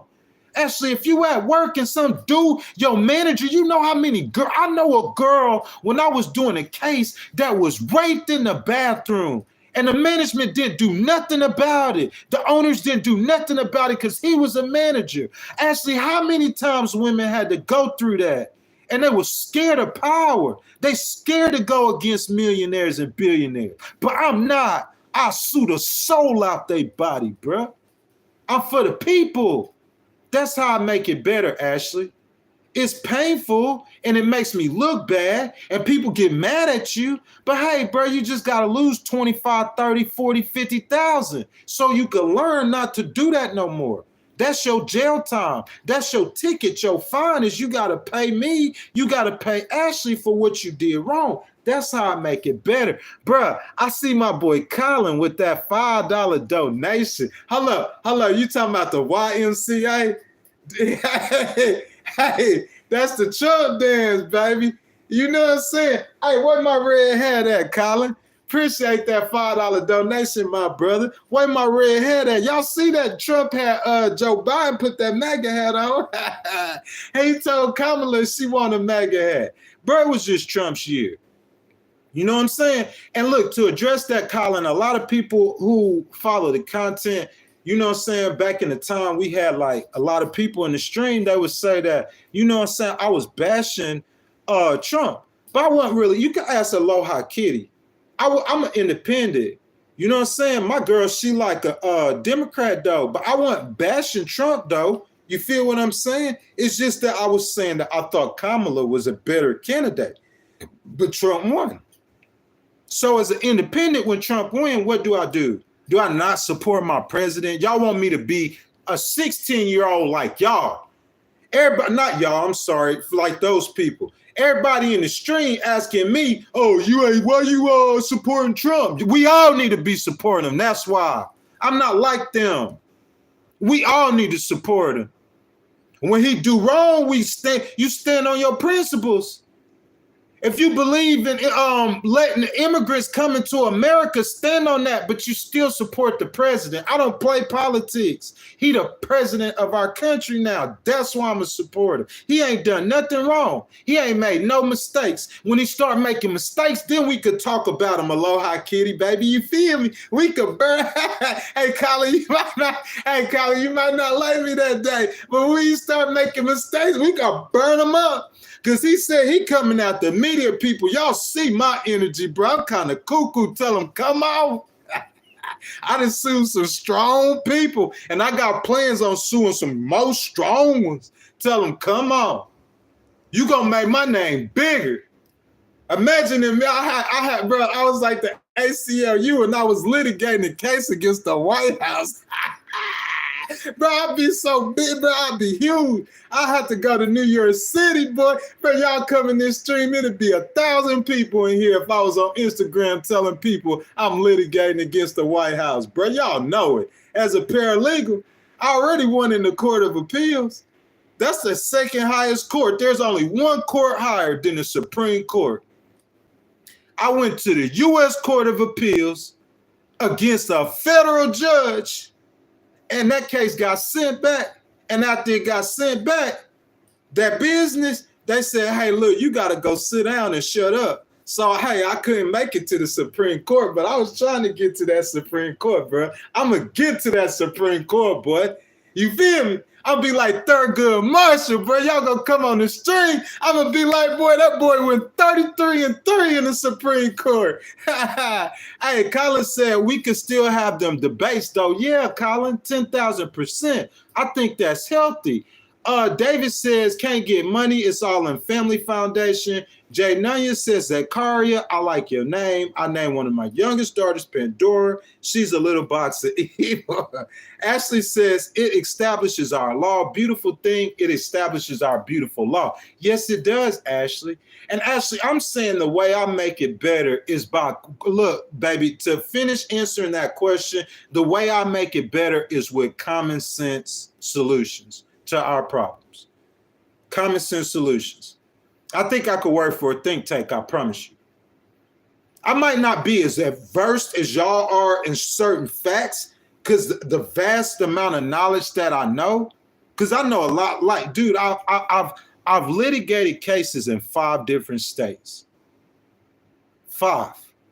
So that means in the state of Philadelphia, I had to follow the rules, their rules of civil procedure in all 5 states. In Texas, they got more than rules of civil procedure I wasn't aware of, because it's not like that in federal court. You see what I'm saying? They got all kind of canons of laws, all kinds. You got to know them laws. You got to know politics. I think I could be good at a think tank, though. Ashley says that gives us a chance. What you mean, Ashley? What you mean a chance? At what, baby? What we need a chance at? You know what I'm saying? I'm saying, bro, like, I would serve my country gladly to help anybody with anything they needed assistance with, besides like breaking the law. But if they just need somebody to help them with ideas, bro, I would serve them gladly. You gotta pay me. You gotta pay me for it. Like, tell Elon to tell his homeboy to call me up. I go help him, bro. I don't care. I'm an independent. Like, what I care for? But when Trump start talking about separating families, he don't need a bunch of yes men around him. I could talk to him without being disrespectful or getting him mad. He gonna know I'm smart when I finish talking to him. I'm gonna explain the optics of chaos. The optics of chaos. That's a thought pattern. That's a deep thought pattern that can apply all the way across your life, all in everything he does. The optics of chaos. When you have the energy leader in Canada saying he's going to declare economic war on the United States, that's called the optics of chaos. That it's just not about him winning that fight on the energy. It's about that bad energy spreads like a wildfire. And it's just, it leads to what we've seen in 2020. But if he don't have nobody around him that'll explain that to him, listen, President Trump, you're gonna already finish the border. That's gonna make it stronger. If you want to show the American people that you tough on, that you keeping your promise, like what was the stuff he was talking about? Springfield, Ohio. Show the feds in Springfield doing raids. He said Aurora, Colorado. Show the feds in Aurora doing raids. Get all the criminals. Start deporting people. Just don't separate the families. Because when you separate the families, that's the optics of chaos to people like me who look for stuff like that. Because I know that's a human rights violation. And the United Nations, them kind of people like, they don't like that stuff. Them people care about humanity. That's their law, is humanity. Whatever people starving, they look. You see how the laws are? Human rights people, they got different laws. If they see people starving, they look at that like that's against the law. That's what they care about, humanity. If they seeing people getting oppressed, they look at that as like that's against the law. If they seeing people getting discriminated against, human rights groups like unit whatever, they gonna say that's against the law. That's what they care about, humanity. But we talked about this yesterday. God's law is first in my mind. Some people don't believe in God. But second is human law, because we're all humans. It's all our earth. We're all the same cute creatures. We have to somewhat be in this together.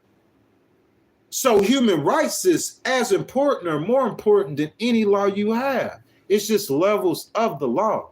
Y'all feel what I'm saying? Let me see. Zakaria says, Arabic name, God protect your daughter, her family. Jay Nunya says, this chat is popping. Ghost, you have got a nice algorithm figured out. Jay Nunya, not really, bro. We used to do like 500. You see what I'm saying? This video with the number of people I see that YouTube is putting in and out this chat, bro, it might have like 3,000-4,000 views. You see what I'm saying? We stream on Tuesday, we should get about 10,000, bro. I used to average about 30 to 40,000. You know? If we talking about Trump, bro, you gonna get views. When Kamala, like when Kamala first announced she was running president, that's when I started streaming. That's why I monetized in a month. I'm not gonna lie, behind the scenes, I might have some kind of help, but I'm oblivious to it. Is what I'm saying. So whenever people jumping on YouTube to figure, because they trying to get to know Kamala, y'all remember that? And so I got a stream and I got her name all up in the title. The YouTube dumping people in the algorithm because people searching for that, especially in a vertical live feed. In a vertical live stream, people in and out. You see what I'm saying? But having 50 people on a what's the plot twist in a murder, I guess that's not that bad. You know what I'm saying? Getting the number of views, Jay Nunya, but like we would like during election season or time, and we talking politics 4 or 5 days a week, you can ask Aloha Kitty. This chat was popping right before Colin came. But Jay Nunya, I appreciate the comment. Ashley says, fight hard, baby. That's all I do. That's all I do, girl, is fight hard. She said, win hard, make changes within the bumpers of the law. There is always way. Yeah, baby, 10,000%. Fight hard, win hard. That's what I do. That's what I believe in, 10,000%. You know what I'm saying? I don't really lose no cases, Ashley. I lost my first case I ever filed against an attorney. I haven't lost one since. I don't plan on losing one. I don't believe in losing cases. Ghostwriting, meaning I wrote a case for somebody else, I lost 1 out of 3 cases. And the only reason I lost that case is because that client didn't show up for a hearing. So out of 7 cases, I went against attorneys. Okay? I'm going to just tell y'all, this company right here got 45,000 employees. They got corporate attorneys from Atlanta. This company right here is $1 trillion company, trillion. They got more money than the government. I ain't even going to talk about their lawyers graduated from Columbia, Ivy League, winning $300 million cases. This company right here, this dude owned about 20-some restaurants, multi-millionaire, corporate attorney. And this company right here was another $1 trillion company. The only one I lost is the first one in federal court because I didn't know what I was doing. I ain't lose 1 cent. I won them all. You feel me? And writing for someone else, those documents even win. I only lost 1 case doing that. 5-2 overall against attorneys. I'm just a paralegal. I have no law license. I've never been trained in the law. Went to the U.S. Court of Appeals and beat a federal judge, my boy. Let me explain. Let me say that again. I went to the U.S. Court of Appeals. That judge dismissed my case. Bro, I got the documents right. I can't show y'all. Y'all know how it is. You got to sign that piece of paper. If you get paid, you can't talk about it. They going to make sure you can't talk about it. So I can't show y'all. This ain't talking about that company. I'm telling y'all about me. Guys, this is an appellate brief. I got to be careful so y'all see the words. This went to a court. 30 pages. Look, I want to show y'all. Hold up. Appellate brief. Look, you got a table of contents and everything. If y'all know any, this is the U.S. Court of Appeals, my boy. The federal judge dismissed my case. I told the appellate judge, I said, he wrong.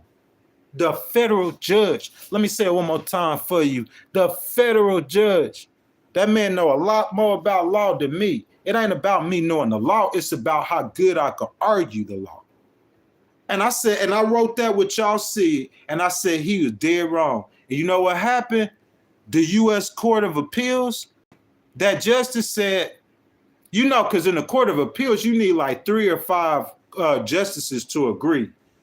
You see what I'm saying? It's a panel of judges. It's not just one judge or a jury. It's a panel of judges. You see what I'm saying? And you know what happened, though, Colin? My boy, that Court of Appeals said, hey, Mr. Dixon, you right. That boy got some skills. He said, send it back. Bro, I'm talking about first 2 years as a paralegal arguing a federal judge, bro, and winning that. First 2 years. Going 5-2 against corporate attorneys. First 2 years. Bro, I be looking, look, Ashley, baby, I be looking for the fight. I be itching. I be like, please break the law. At first, they used to try me all the time. They thought I was just some little stupid dummy. But I mean, you start losing tens of thousands. Tens of thousands. Tens. You feel me? One of them businesses that this actually, look, how I can make it better. A young man got shot in the heart here in Houston. You got 7 million people in metropolitan Houston. You know how many attorneys in Houston? 20,000. Can't find one attorney. He still got the bullet lodged in his chest. He came to me, and guess what happened in the end? Go watch my vlog on my channel. That's a true story. Boy's name in there and everything. I could tell you the business he got shot in because I ain't signed no paper. It was a 7-Eleven. And a boy working at 7-Eleven got a gun on his waist. You see what I'm saying? I ain't gonna tell you the circumstances of the case, but Travis had a gun too, and they went up to the boy's job, so no lawyer really wanted to touch the case. But you know what I did though? This with your boy is an arguer. I got the paperwork now, so I'm in the attorney's office. Travis can't just do documents because I can't represent him. I'm not an attorney. I could do his documents and charge him for that. If somebody just needed documents and don't need an attorney, I could do that for you. But Travis can't, I can't represent him. I'm not an attorney. So I'm in the attorney's office and I'm telling him about Travis' case, and he talking to me like he was talking to Travis. Like you ain't gonna take this boy case. He got a bullet lodged in his chest. Oh, he was going up there to start something. I said, look, sir, let me tell you something. Let me explain something to you. So this is a 7-Eleven employee. He got a gun in his waist. He walking around the store with a gun in his waist like they in the Wild Wild West. He 18 years old at 7-Eleven on the clock with a gun in his waist out here in the hood. I said, sir, let me tell you something. I said, what if he pulled out that gun and he fired? And I said, that was the mayor's 5-year-old daughter that got struck in the head with one of them bullets. I was like, how you gonna feel about that then? All these attorneys in Houston, and ain't now one of y'all that thought that yet. Y'all so cute and focused and believing in the law and just going through your customs. See, I never been an attorney. I never worked for an attorney. So I know the law, but I don't think like them. You feel what I'm saying? I'm thinking outside the box. So they thinking because he going up there with a weapon and the guy had a weapon and they had a feud that it's like it could be self-defense. Police let him go, it's self-defense. But I'm saying, though, this boy still got a bullet in his chest. And the other boy got a gun at 18. He already wrong. And he walking around the gas station with the gun at 18. And so 7-Eleven ain't got to pay nothing. Because if they don't pay nothing, guess what? It's going to happen again. That's why you got to make them pay. You feel me, Colin? Because if they don't pay nothing, they going to do it again, Colin. And then that's going to be my little niece that get hit by that straight bullet next time, Colin. That's going to be your little niece, Colin, that got hit by that straight bullet. So, no, they got to pay. You can't get away. You got to pay. If you do the wrong, you got to pay. Because you paying that 6-figure check, you know what they're going to do after that? I guarantee you I guarantee you ain't going to find no employees in Houston now who got no gun on their waist. I guarantee it. Guarantee it. Actually, baby, that's how I make a difference. In the politics, I'm just really, you know what I'm saying? I study politics. I think I'm a relatively smart person. So if somebody want advice, you can ask people who know me, professional people, that I've said a lot of things before they happened and they came true. That's why I guess it was jumping at first true. But when I didn't pick the election, right, it isn't that I didn't pick the election. It's just I supported somebody who lost. That don't mean I don't know what I'm talking about, Dodo Bird. You think I didn't know Kamala wasn't going to win that election? This channel got made off of Kamala. Ask Aloha Kitty. That's how the channel got made. We first started off when we got 30, 40,000 views by talking about VP Harris. So just like she was loyal to Joe Biden, I'm going to be loyal to her. Even though I started seeing it on day 60, ask the people who was in the stream. On day 60, the Democrats started leaving because I was thinking that she was going to lose, but I never wavered my support. I'm an independent. But you could ask, I could tell you somebody that lived with me that you could ask them, and I told him she wasn't going to win that election. I'm not going to come on here and say that. That's crazy. Bro, I gave money to VP Harris' campaign. Y'all know that? Like I was about to volunteer. I've been in conference rooms with VP Harris's volunteers and her campaign managers. Do you understand that? Like, so I'm not going to come on the stream and say, hey, I think she's going to lose. It ain't looking good. Y'all see Michigan looking bad. Pennsylvania ain't really never looked that good. And Wisconsin ain't either. Nah, I didn't do that. I just came on here and tried to keep hyping her name, bro. What's wrong with that? I mean, that's how I started with her. You feel what I'm saying? That's like Colin, bro. You see how Colin support? Man, I'm not finna hate on Colin. Aloha Kitty in this stream. Y'all see how that girl support? Ask that girl. She gonna come in this stream every time we live that she can. And she know I never gonna hate on her and she keep on supporting me. Same thing with Colin. I'm not a hater by blood, y'all. That's just not who I am. I know a lot of people are. And they thinking that because I'm a Republican and then you say you like Kamala and you're black, so you have to be a Democrat. So I think if Trump would have lost, y'all would have been picking on me. So I'm going to pick on you because I think that I try to tell y'all that I don't have no, God is my king. I'm a Christian. You feel me? I wanted Kamala to win, but if Trump win, I'm against abortion. How many times, Colin, how many times y'all heard me say that? I'm against abortion. I want Trump to win. Look, I'm against abortion. You feel me? I don't want Trump to win, but I'm against abortion. I don't want Trump to win, but I'm against rainbow rights. I'm against TG rights. Even though I'm a civil person, if you call them a name now and they come to me, I'm going to sue you. But I, as a Christian, I can't support that. I don't believe in that. I was tough on immigration. Just don't separate the families. You see what I'm saying? I'm an independent. But I'm not going to be mad if Trump wins because I mean, like, I'm halfway Trump anyway. I'm half conservative anyway. Christians going to be halfway conservative.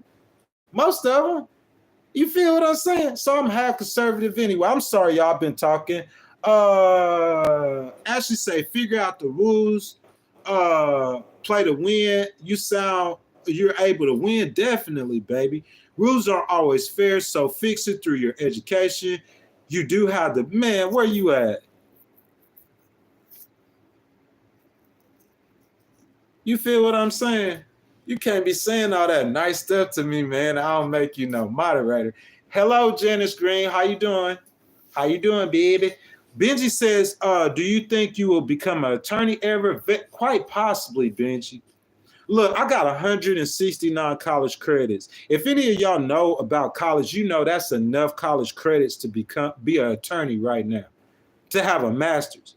What I did is I went to a community college and I took a 2-year course. And that 2-year course was paralegal technology. So for a year and a half, almost 2 years, I had one attorney to teach me 4 classes a day. One attorney, Miss Starks, teach me 4 classes a day for 2 years. You see what I'm saying? But I had to go to school a year and a half to get my academics. Paralegal program's just about 3 years. That being said, you know how you do 2 at a junior college and 2 at a university, 2 plus 2. Well, my 2 plus 2 wasn't 2 plus 2. It was like 3.5 plus 2. I had too much. So I got 33 classes, which is almost 100 credits that didn't transfer. Baggage. You see what I'm saying? So I'm this close from that master's. I just got to go back and get it, finish it. So yeah, I think it's very possible. I'm 44 right now. Before I be 50, I'll be an attorney. And I think America should be fearful. All the bad people in America, if I become attorney, should be fearful. Because as a paralegal, the good best attorneys, they can't beat me. They can't out-argue me. I be looking for the fight, Ashley. Ashley, I be looking for the fight. Be like, where's it at? Where that attorney at? Where your attorney at? Let's get it. Because, see, they could do all that mouth flapping. You want me to get you all these non-disclosure agreements? I can't show them to you. I'm going to have to get paid. But I got non-disclosure agreements in here where businesses, them corporate attorneys I told you, they told me I can't talk about it. But here go your check, though, boy. You feel me? People a lot smarter than me. You feel me? Hey, get mad, but pay me, boy. Y'all feel me? Tell her, get mad, but give me my check, boy. You hear me?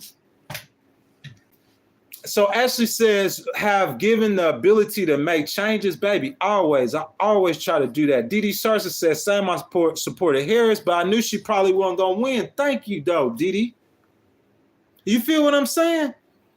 I think a lot, bro. Look, I think Harris knew she wasn't going to win a couple of nights before the election. I ain't going to do that much talking. But I'm saying we see, like, I was looking at data that was behind what the polls that I was telling you, the 270 to win polls. And the data that we was seeing was saying it ain't no way Harris going to win, not the electoral college. I thought it was a chance she could win the popular vote, depending on how many people showed up. But I knew for a fact 2 weeks out that she was not going to win that electoral college. Look, I didn't even know she going to win the popular vote because Trump's and them saw that they were going to win the popular vote. That's why they started going to New York. Dang, look at my girl, Ashley. Girl, Ashley, look at my girl, baby. Thank you so much. Thank you, thank you, thank you. Big Birds, my boy. Ashley hooked you up, Big Birds. Big Bird's a member of the channel. We got 5 new members. Who we got? Is that Mag Cheese? Welcome to Legal Wars Podcast as a member. Thank you, Ashley, baby. I see my girl, Lori Walsh. Lori, I hadn't seen you in here in too long, girl. Jump up in here and start getting on my head, girl. Lori, I can't say welcome to you because you already been in here so many times.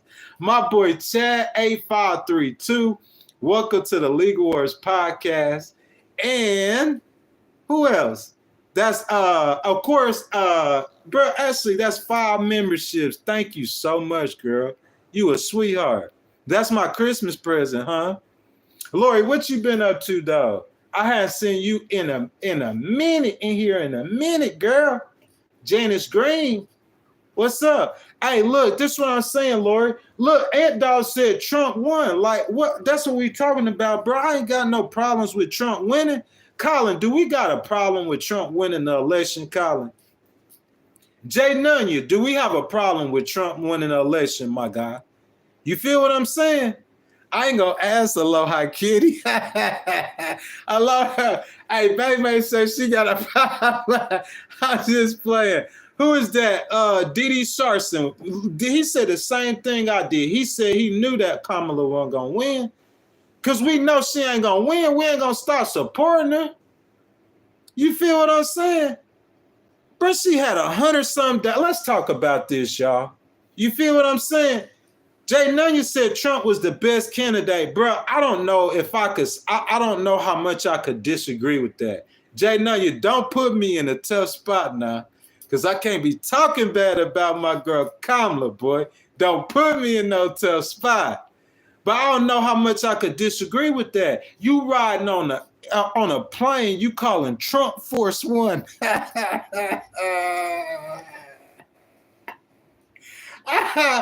Let me be a billionaire with Secret Service on a plane called Trump Force One. How you gonna beat that? And you got 100 days. And you a senator, prosecutor from California, a vice president that nobody don't know. Let me stop right there. Everybody in the chat, everybody in the stream, y'all please show love to my girl, Kamala. Was Kamala first senator? The first senator of color, definitely. The first woman senator from the great state of Cali. Was my girl Kamala the first female attorney? But she the first female everything. She the first female attorney general of California. She the first female vice president. And if y'all Google it and look up who the first female president is for 1 hour, while Joe Biden underwent a surgery, VP Harris was sworn in as president for 1 hour while Joe Biden underdid a surgery. She a woman, bro. Y'all show some love to my girl VP Harris, man. Why y'all hating on VP Harris? Jay Nunya says, Ashley says, if you could count, it's a numbers game. What you mean, baby? What you talking about? You talking about as far as money? Or what you mean? Like overall. You know what I'm saying? Because it is a numbers game. The whole game is a numbers game. Everything is a numbers game. Definitely. Everything is a numbers game. 10,000%. So I'm trying to understand what you mean. Oh, you say speak info and peace? Yeah, baby, look, correct info and peace. Most definitely. Look, I try to do, she said correct info. I can't say nothing about that. But because you're right about that. But the peace part, though, I try to be, girl, as peaceful as I can with people. I attempt to be as peaceful as I possibly can. But you know, this is a combat sport. It's just what it is. It's a combat sport. It's cutthroat. Them lawyers on the other side don't care nothing about us, Ashley, at all.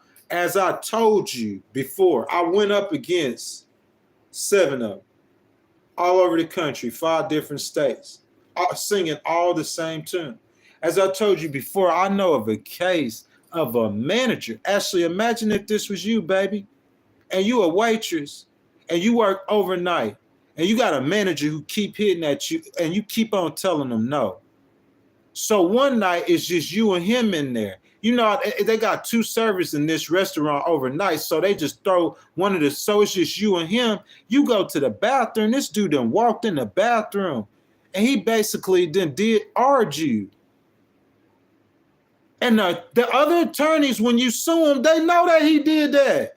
You think they see the evidence? They know he did that. And they still gonna fight that case not to pay you nothing.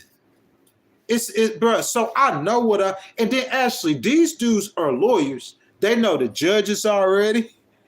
They know the jury. They know the whole system. Because they practicing law. Just if I'm in San Antonio, I'm practicing law just in San Antonio, even in federal court. So he know all the clerks. He know everybody. Plus he worked for so-and-so.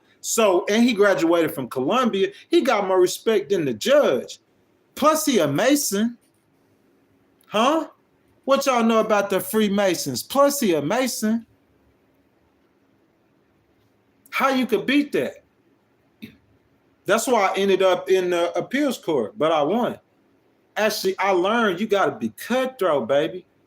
I try to chill as much as I can, but because actually, if you come to me and you tell me that manager raped you in the bathroom, and I know that attorney ain't trying to pay that money, you got to get cutthroat. That's that street part of me, my past that come out. And I start handling them like they're ordinary criminals. And how do the police handle criminals that ain't cooperating? I don't have no police helping me. I don't have no lawyers helping me. So whenever they don't cooperate and I know you owe me money, I'm going to treat them like the police treat a criminal who doesn't cooperate. I don't hate you. We're going to be friends after, but that's what I am, y'all. I'm a fighter. It's time to get bloody. It's bloody war. Let's go. The bigger you are, because I've went up against trillions before and won twice. The people who know me can testify. Twice, trillions. Federal court and state court, and won both. So I don't care how big they are, Ashley, baby. That's what it is. Like, that's the nature of what I do. It's a blood sport. It's a contact sport. Ain't nobody your friends. You feel me? We just got to get at it. Oh, yeah, definitely, baby. Definitely. I understand. I understand what you're saying. I understand what you're saying. I just do the best that I can. But I feel you, though. Look, Ashley, it's like, I don't know what I'm going to do when I get married. Because I'm so passionate. So whenever I'm doing that stuff, I'm a different person. I walk around like King Von or Lil Durk. And it comes off, it's that negativity, it be rubbing off. It puts me in a bad place because you have to do that. So when if I don't have no cases, I'm celebrating. You feel me? I'm celebrating. I got peace. But whenever it's time to pick up the sword, I'm a soldier. I don't fight in the military. I fight in the legal field. I'm a soldier. When it's time to pick up that weapon, I feel like this is what God telling me to do. I'm going to bring justice to the lawbreaker. I'm going to get some justice in this room. Hey, where the judge at? Give me some paper. Where the judge at? I got a story to tell. And I don't think y'all lawyers smart enough. Look, I might not be that smart. I think what my IQ was, like a 130, 140. You see what I'm saying? That's pretty high. Like, y'all could go check my military records, what I made on that test, and got a $7,000 signing bonus, or $12,000, I'm sorry. And they told me the military, the NCO that was recruiting me said I could have any job that I want to in the military. So the military, United States government, thought I was smart. When I went and took, the ASVAB? When I went and took the test, I was high as a kite, my right hand to God. I didn't even try. I didn't study. I didn't nothing. Just bam, bam, bam, bam, bam, bam. Go check my military records. Real talk. Go check them. There's public game. It's public knowledge. You talking about IQ? Yeah, go check my military records and ask them. I don't fancy myself as smart. I think that anybody could be smart. You just need to educate yourself. That's why I'm going back to school. It's called critical thinking. You feel me? You see how I exercise that fork. Look at my stomach. It's so. I'm exercising that fork, right? I Ashley, y'all know how y'all like them buff guys. Y'all like them big buff guys. You know what I'm saying? They taking off their shirts. They showing their pics and their six-pack. All the girls be acting like they Elvis and stuff. They be getting out wet and stuff. Y'all know how y'all like them kind of girl, them guys? Well, they spending time in that gym. They eating the right food. They don't eat like me. I eat what I want. But that's what I'm saying. To be smart, it's the same thing. You gotta exercise your brain to be smart. So yeah, if you need to keep learning, keep reading books, keep going to school, keep on writing papers. Y'all feel me? Like I could show you on this computer, bro. This is like a 10-page paper, this content. Let me see. I'm trying to get some of y'all else in here. Jay Nunya says a prosecutor that kept people in prison beyond their sentences also had evidence. But that's what I'm saying. Jay Nunya, that sounds like that's political to me, though, my brother. What you saying might be right. But this is my point. You still got to show. Barack Obama was the first black man to ever be president of the United States. When I tell you that, the second you could say, but he did this, he did that, he did that, he did that. History ain't going to remember none of that. History going to remember he was the first, just like George Washington. If I ask you about, well, let me not say George Washington because he's so famous of a president. Let me say, who I want to say? A president y'all don't know who they are. Like, let me just say Jimmy Carter. What happened in Jimmy Carter's administration? You at history don't remember that really. They remember the big stuff, that's it.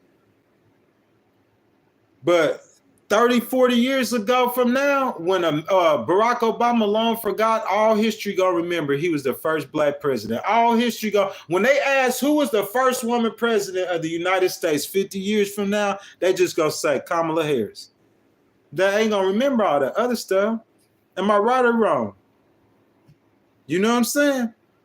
D.D. Sarson says, I scored just high enough to get in the U.S. Marine Corps, not very high at all. It's all good, D.D. Sarson. You feel me?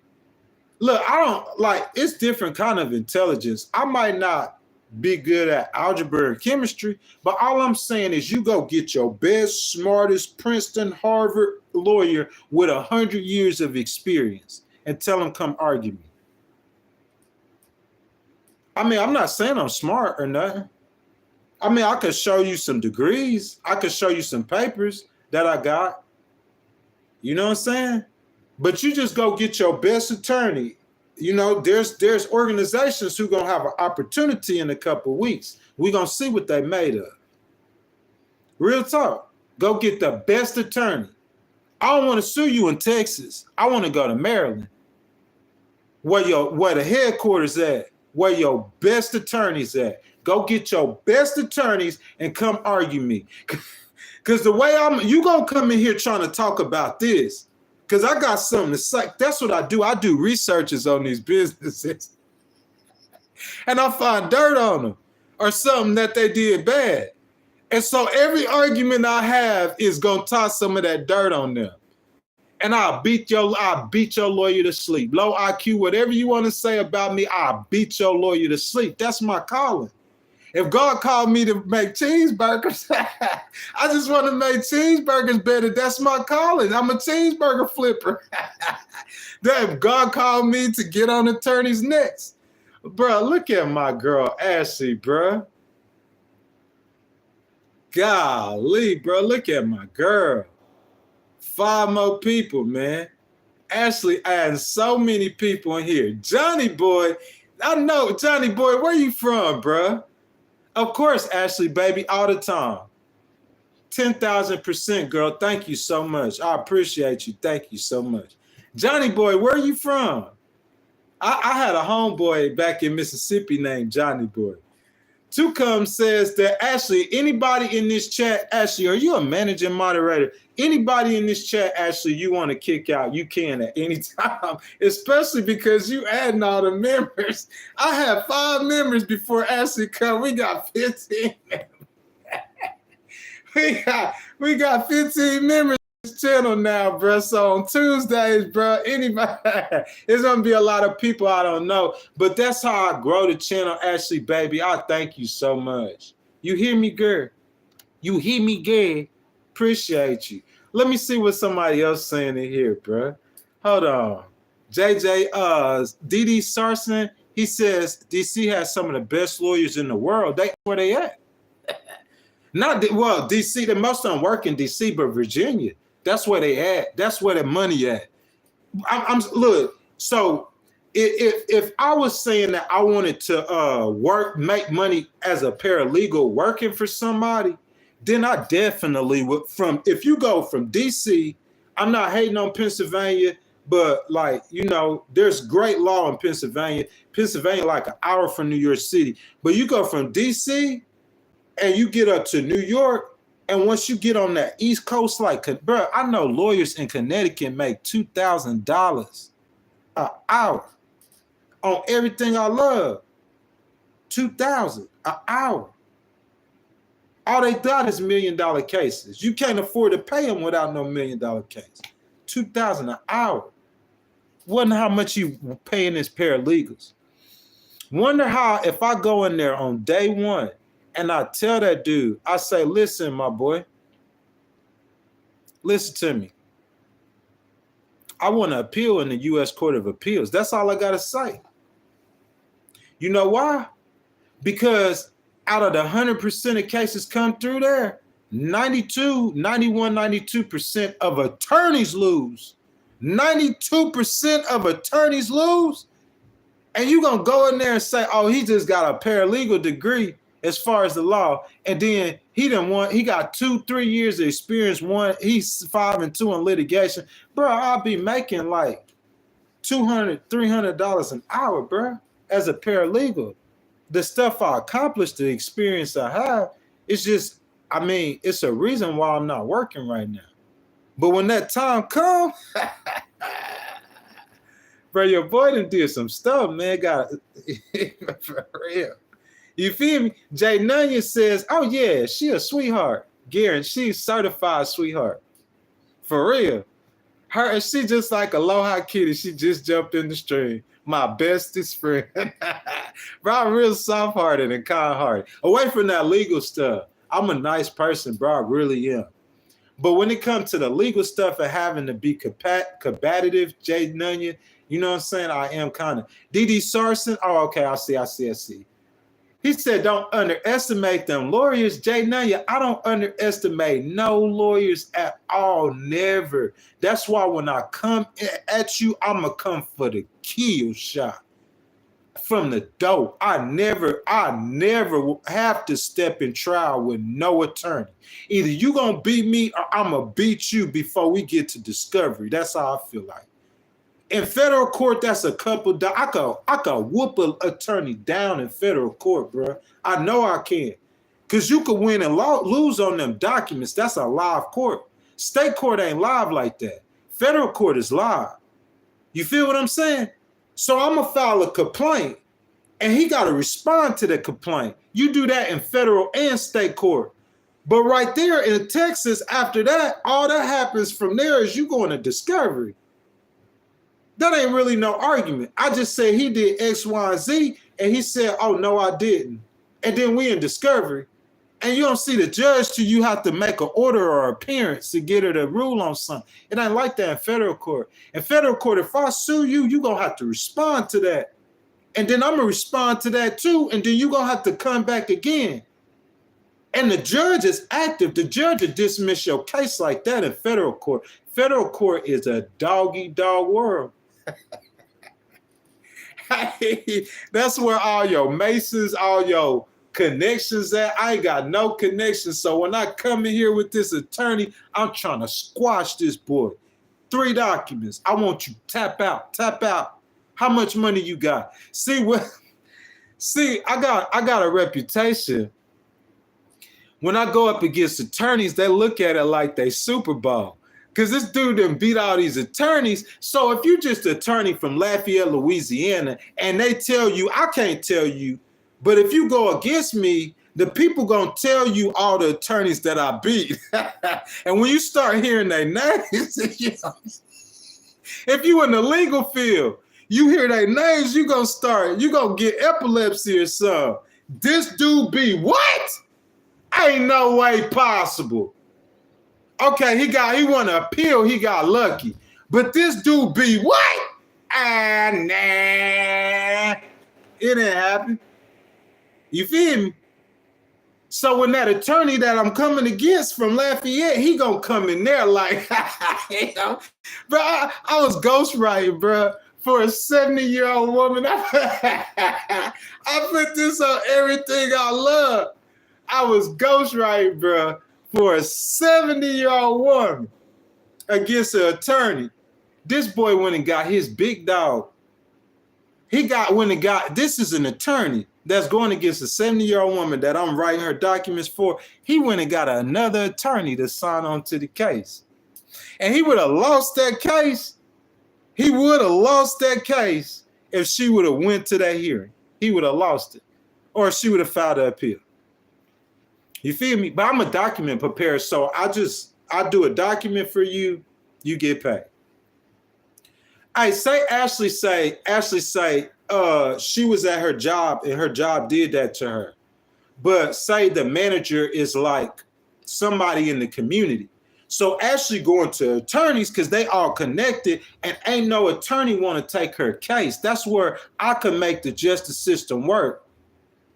Because she could come to me legally and say, hey, I'll pay you $12,000 to file my initial complaint to bring them to justice. The reason why that benefits her is because of the kind of paralegal I am.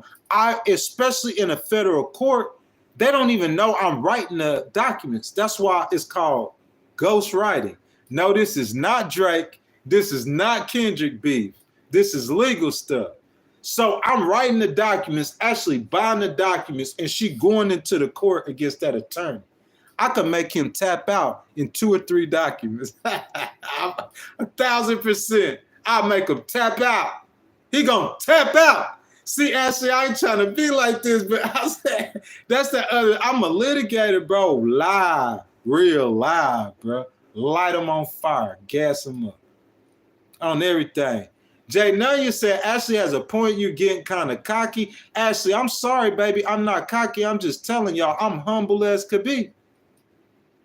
I'm just telling what if I tell y'all, is that being cocky or being true? All I'm saying is there's a fight set up, Ashley, with a powerful organization that when I beat this organization, I mean, what you gonna say? Who Mike Tyson got in a boxing match with y'all? Jake Paul? So when Jake Paul win the fight, what he do?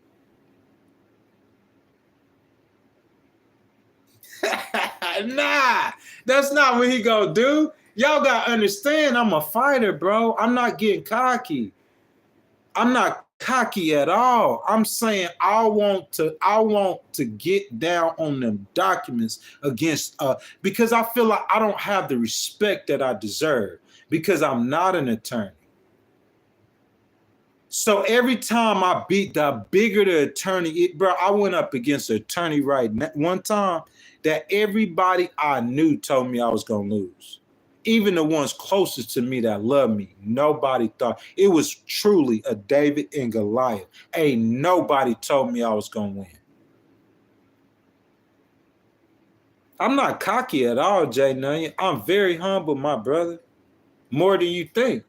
I got so much to learn. Bro, you know how many mistakes. Bro, if I sat here and told you the mistakes I made in them cases, how many mistakes I made in them cases? I made 1 trillion mistakes.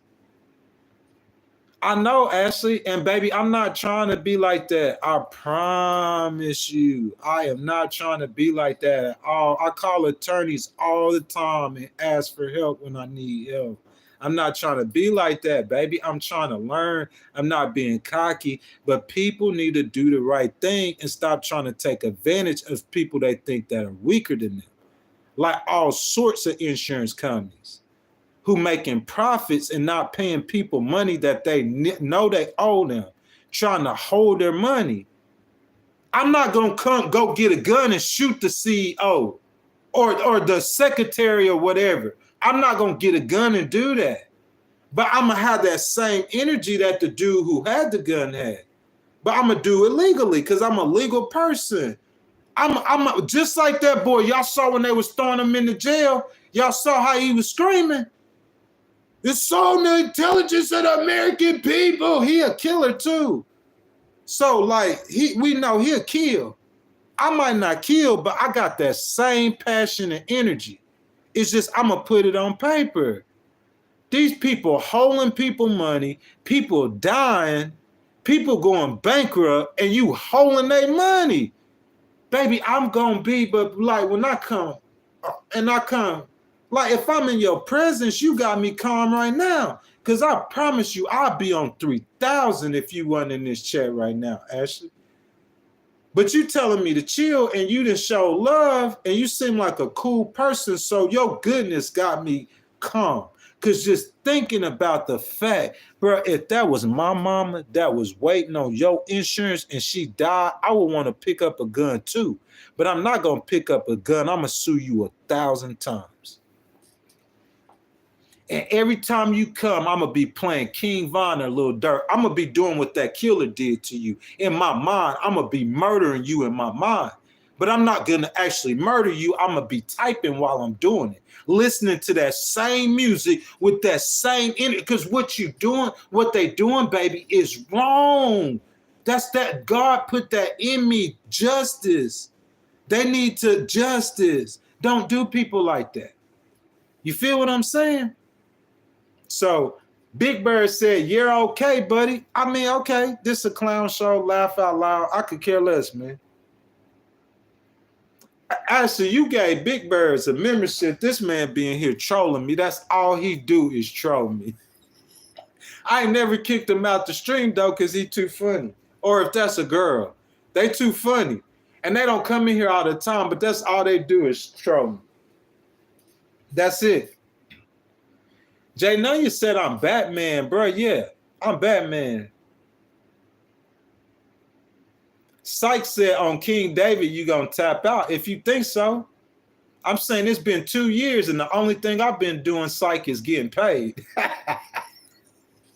Ashley, ask her. Bro, they've been trying to get me to tap out for 2 years. The only thing I've been doing is getting paid. That's it. You feel me? Bro, you talking about a year, bro? I could walk a year down without spending $1. You feel me? I could walk a year down without spending $1. I promise you. In a different, here I spend money. I be going places and spending money.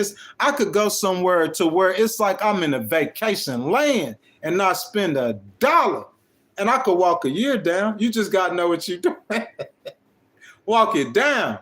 It ain't, bro, that situation is a wrap. That's over with. We just gonna go to a different state, new location. I know, Ashley, but Ashley, sometimes like it just get under. I guess like what makes me good, Ashley, being a litigator is a kryptonite for me. Cause I promise me and Big Birds couldn't be in a room for an extended period of time together. On the internet, it's easy. Because I could just skip the comment. But if I can't skip the comment, that's whenever, you know what I'm saying? Sometimes it get ugly. Real ugly. But I always win the fight, though. If I lose the case, I still win the fight. That manager that worked with me at that job that I sued, all them people got fired. I didn't win the case, but they all lost their jobs. All of them. The manager, the guy I got into it with, they all got fired. As soon as I talked to that other attorney, that's what I'm saying. If you work for somebody and I sue you and I get to talk to that other attorney, I don't care if I get $1, you gonna get fired. You gone. Listen to me. I want y'all, okay, laugh out loud, that's cool. I know he trolling. Ashley, baby, I'm trying. You in here, you teaching me, I'm trying, baby. As best as I can. Don't judge me, girl, if I mess up sometimes because I'm not perfect. But this is what I'm saying, though, bro. It ain't no way in the world, bro. Y'all dreaming. In a million years. Y'all can't beat me in the court. I know, Ashley, I know, but it's hard. Do you understand that, girl? It's hard. Actually, some people they have weaknesses in something. And I'm so quick to jump to the fight. That's what I'm saying. Bro, look, I had a situation where I got the judge asking for permission to speak. I'll put this on everything I love. And he better. The judge was asking for Mr. Dixon. Can I speak, Mr. Dixon? Can I say something, Mr. Dixon? I was on 300. I don't want to hear you talk. This the judge. And he better. If he know what's good for him, he better. I'm not being cocky. I'm just saying that fight is in me. But actually, that'll work for that boy that got that bullet in his chest and he got a 6-figure check. That worked for him. That was good for him. Like you said, Ashley, I know I'm trying. It's hard, though. You don't understand, girl. It is so hard. You do not understand. Straight up, you don't get it. I know everything you're saying. I know what you're saying. I agree with everything you're saying. You 10,000% right, but it's just hard for me. That's all I'm saying. It's just hard. Jay Nunya says, don't doubt the fact that I know the law. I just seen that, bro. I ain't doubting that. I definitely don't doubt that. Why you say that? I doubt the fact that you know the law. Why would you think that? I don't doubt that. I believe you know the law, my boy. What am I? I'm just a regular person. I got a 2-year degree. I just listen real good. My lawyer, that lawyer that taught me, she was like she loved me too. I'm the only black person in most of her classes, and I'm the only dude, paralegals and secretary, ain't none but girls. And boy, she loved me. I used to make the highest grades on all my classes. I put this on everything I love. Highest grade in all my paralegal classes. She used to brag on me. And she was an attorney. And she taught me I was with her like 2 years, all day long. White woman. And everything I know about the law, you could thank her. Because she taught me everything. And once I got out, it was 8 years. If I would have, I went to, look, Ashley, I went and put in an application for the city of New Orleans, okay?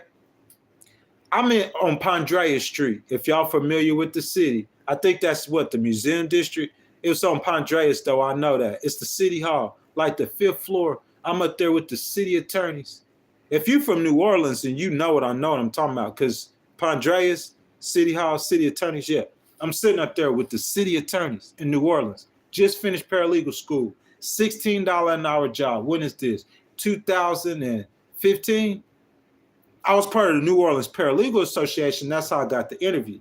I'm from Mississippi, so I'm trying to move to New Orleans to be a paralegal. Because in Mississippi, I'm a server, and as a server, I'm making $200 a shift, and I just got a college degree, and they telling me they're going to pay me $12 an hour as a paralegal. But I got bills to pay. I make more money serving food. I'm straight on that. So I went to New Orleans, trying to make that 16. I'm going to move to New Orleans.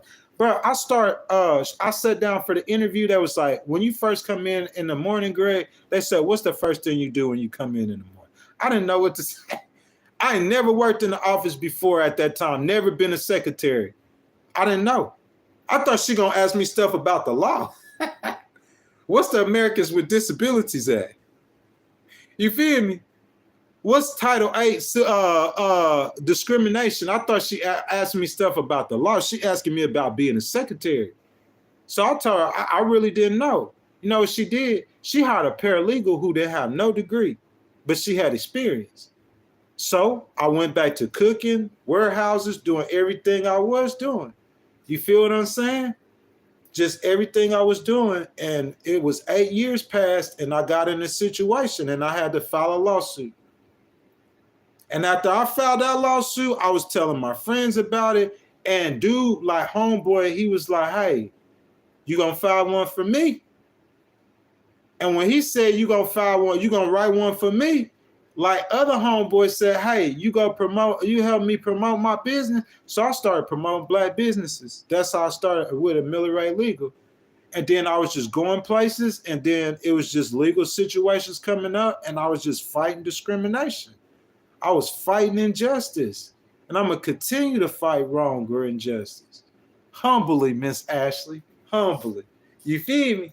Humbly, Miss Ashley, humbly. Like, I promise you, people show me love, and then you a girl too, so I'll be a little impartial. So I'm going to try to listen to what, like, I'm a cool dude, bro, and I don't mean no harm, bro. I got the bet. You could ask how many homeless people and how many states have I fed? Go ask somebody. Why they want to talk about me, right? They want to talk about me, right? Ask them how many homeless people, how many states, how many different states. Because I could count about 6 or 7. In this state too. You know what I'm saying? So it's a lot of good in me too, y'all. A lot of good. I made some mistakes in my past. I messed up, but I changed. I'm not that person no more. Instead of the police arresting me, I jumped on the other side. I'm a justice fighter. I just don't put people in jail.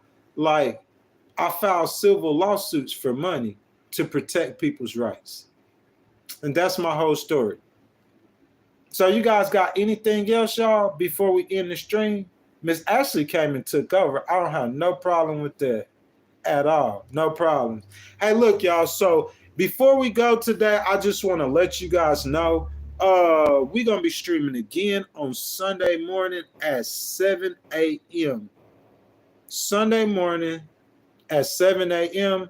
It's called Origins of the Law. Okay? Look, I'm going to put it in the chat for y'all on my page. And I'm going to put, I need to start doing this too, like on every stream. So the people who's just coming in and they don't know, like when we be streaming, I'm finna put the streaming schedule in the chat. And if you guys are interested, you guys could screenshot it. So we got Sundays. Yeah, Ashley, I'm posting this for you too, Ashley. Sundays, it's a Christian stream. And it's like 7 a.m.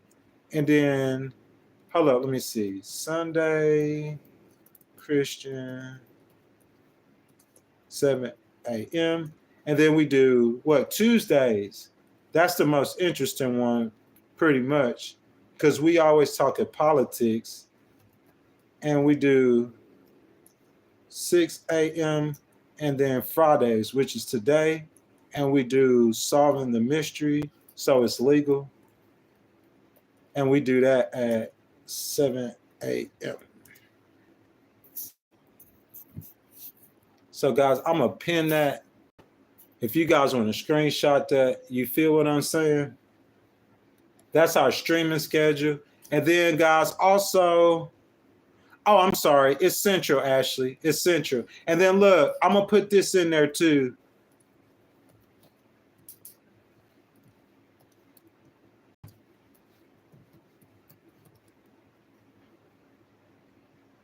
Okay. And look, if y'all look, hey, man, look, I'm sorry, y'all. That's wrong. I'm tripping.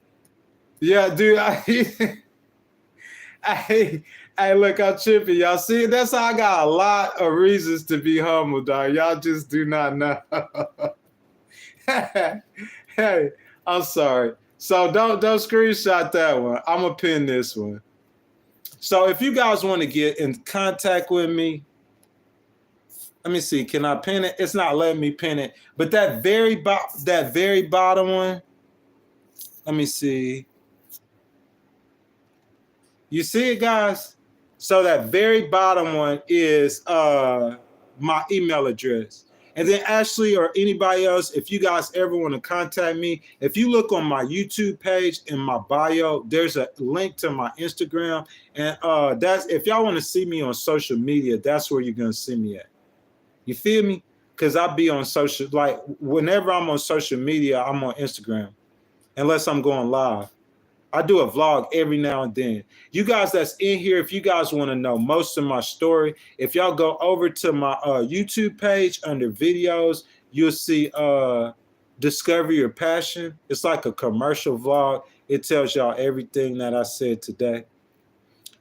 So, Miss Ashley, do y'all have any other questions? I'm finna go ahead and hop off until Sunday morning. You know what I'm saying? Ashley, baby, thank you so much. Colin, I don't know if you're still in here, my boy. Thank you, Colin, too. I appreciate it. So much love. Jay Nunya, my boy, appreciate you. Dee Sarson, thank you so much. All the new members to the Legal Wars podcast, you know what I'm saying? I welcomed all of you guys coming in. Big Birds, let's see, Sarah Jane, Master Liquid, XX26, Johnny Boy, Meslo, who else in here? New members, bro. Thank you so much, Ashley, baby. I appreciate you so much. Thank you. David said, did Hugh Janice come by yet? I'm not sure, my brother. Oh, you too, though. You too. And look, girl, thank you for helping me, too. You know what I'm saying? Every time you in the stream, look, hold up before you leave. Don't leave yet. Don't leave, Ashley. Stay right there. And let me do this. I'm going to make sure I got this right. And Ashley, you should have just got another request for a moderator. That's for a managing moderator. I appreciate you. You know what I'm saying? Like Aloha Kitty. Like every time you show up and stream with me, I appreciate you being there for real. For real. And anything you want to say to help me whatsoever, I'm going to listen to you. That's what happened. If you want me to listen to you, do what she did. Show love. She came in here respectful and showed love. So I'm going to listen to what she say. Respect. She got respect from the door, not disrespect. That girl came in this stream. She showed love. And she ain't say nothing disrespectful. So guess what? She get to tell me what to do. It ain't no, like, it's just that's what you do. When you show respect, that's what you get back. You get respect. Straight respect. That's what Aloha Kitty, same thing. She come in this stream and she showed me love. She said something about my shirt today. I guarantee you I ain't gonna see me stream on this shirt no more. I just throw a shirt on. But she know I need to be like looking more professional. So she said something about my shirt today. I ain't gonna put this shirt on no more. That's what happened when you got respect for somebody. They could tell you stuff or tell me stuff when I respect you. You know what I'm saying? Yeah, respect gets respect, exactly. And that girl came in here, look at her. She go stroll her whole comments. She been sweet the whole time. She gave so she could tell me to chill out and stop being cocky. She earned that quick. It's people that I've known for 20 years who still ain't figured it out. I got family members who ain't figured it out. And they wonder why I won't listen to nothing they say. It's like they slow. You feel what I'm saying?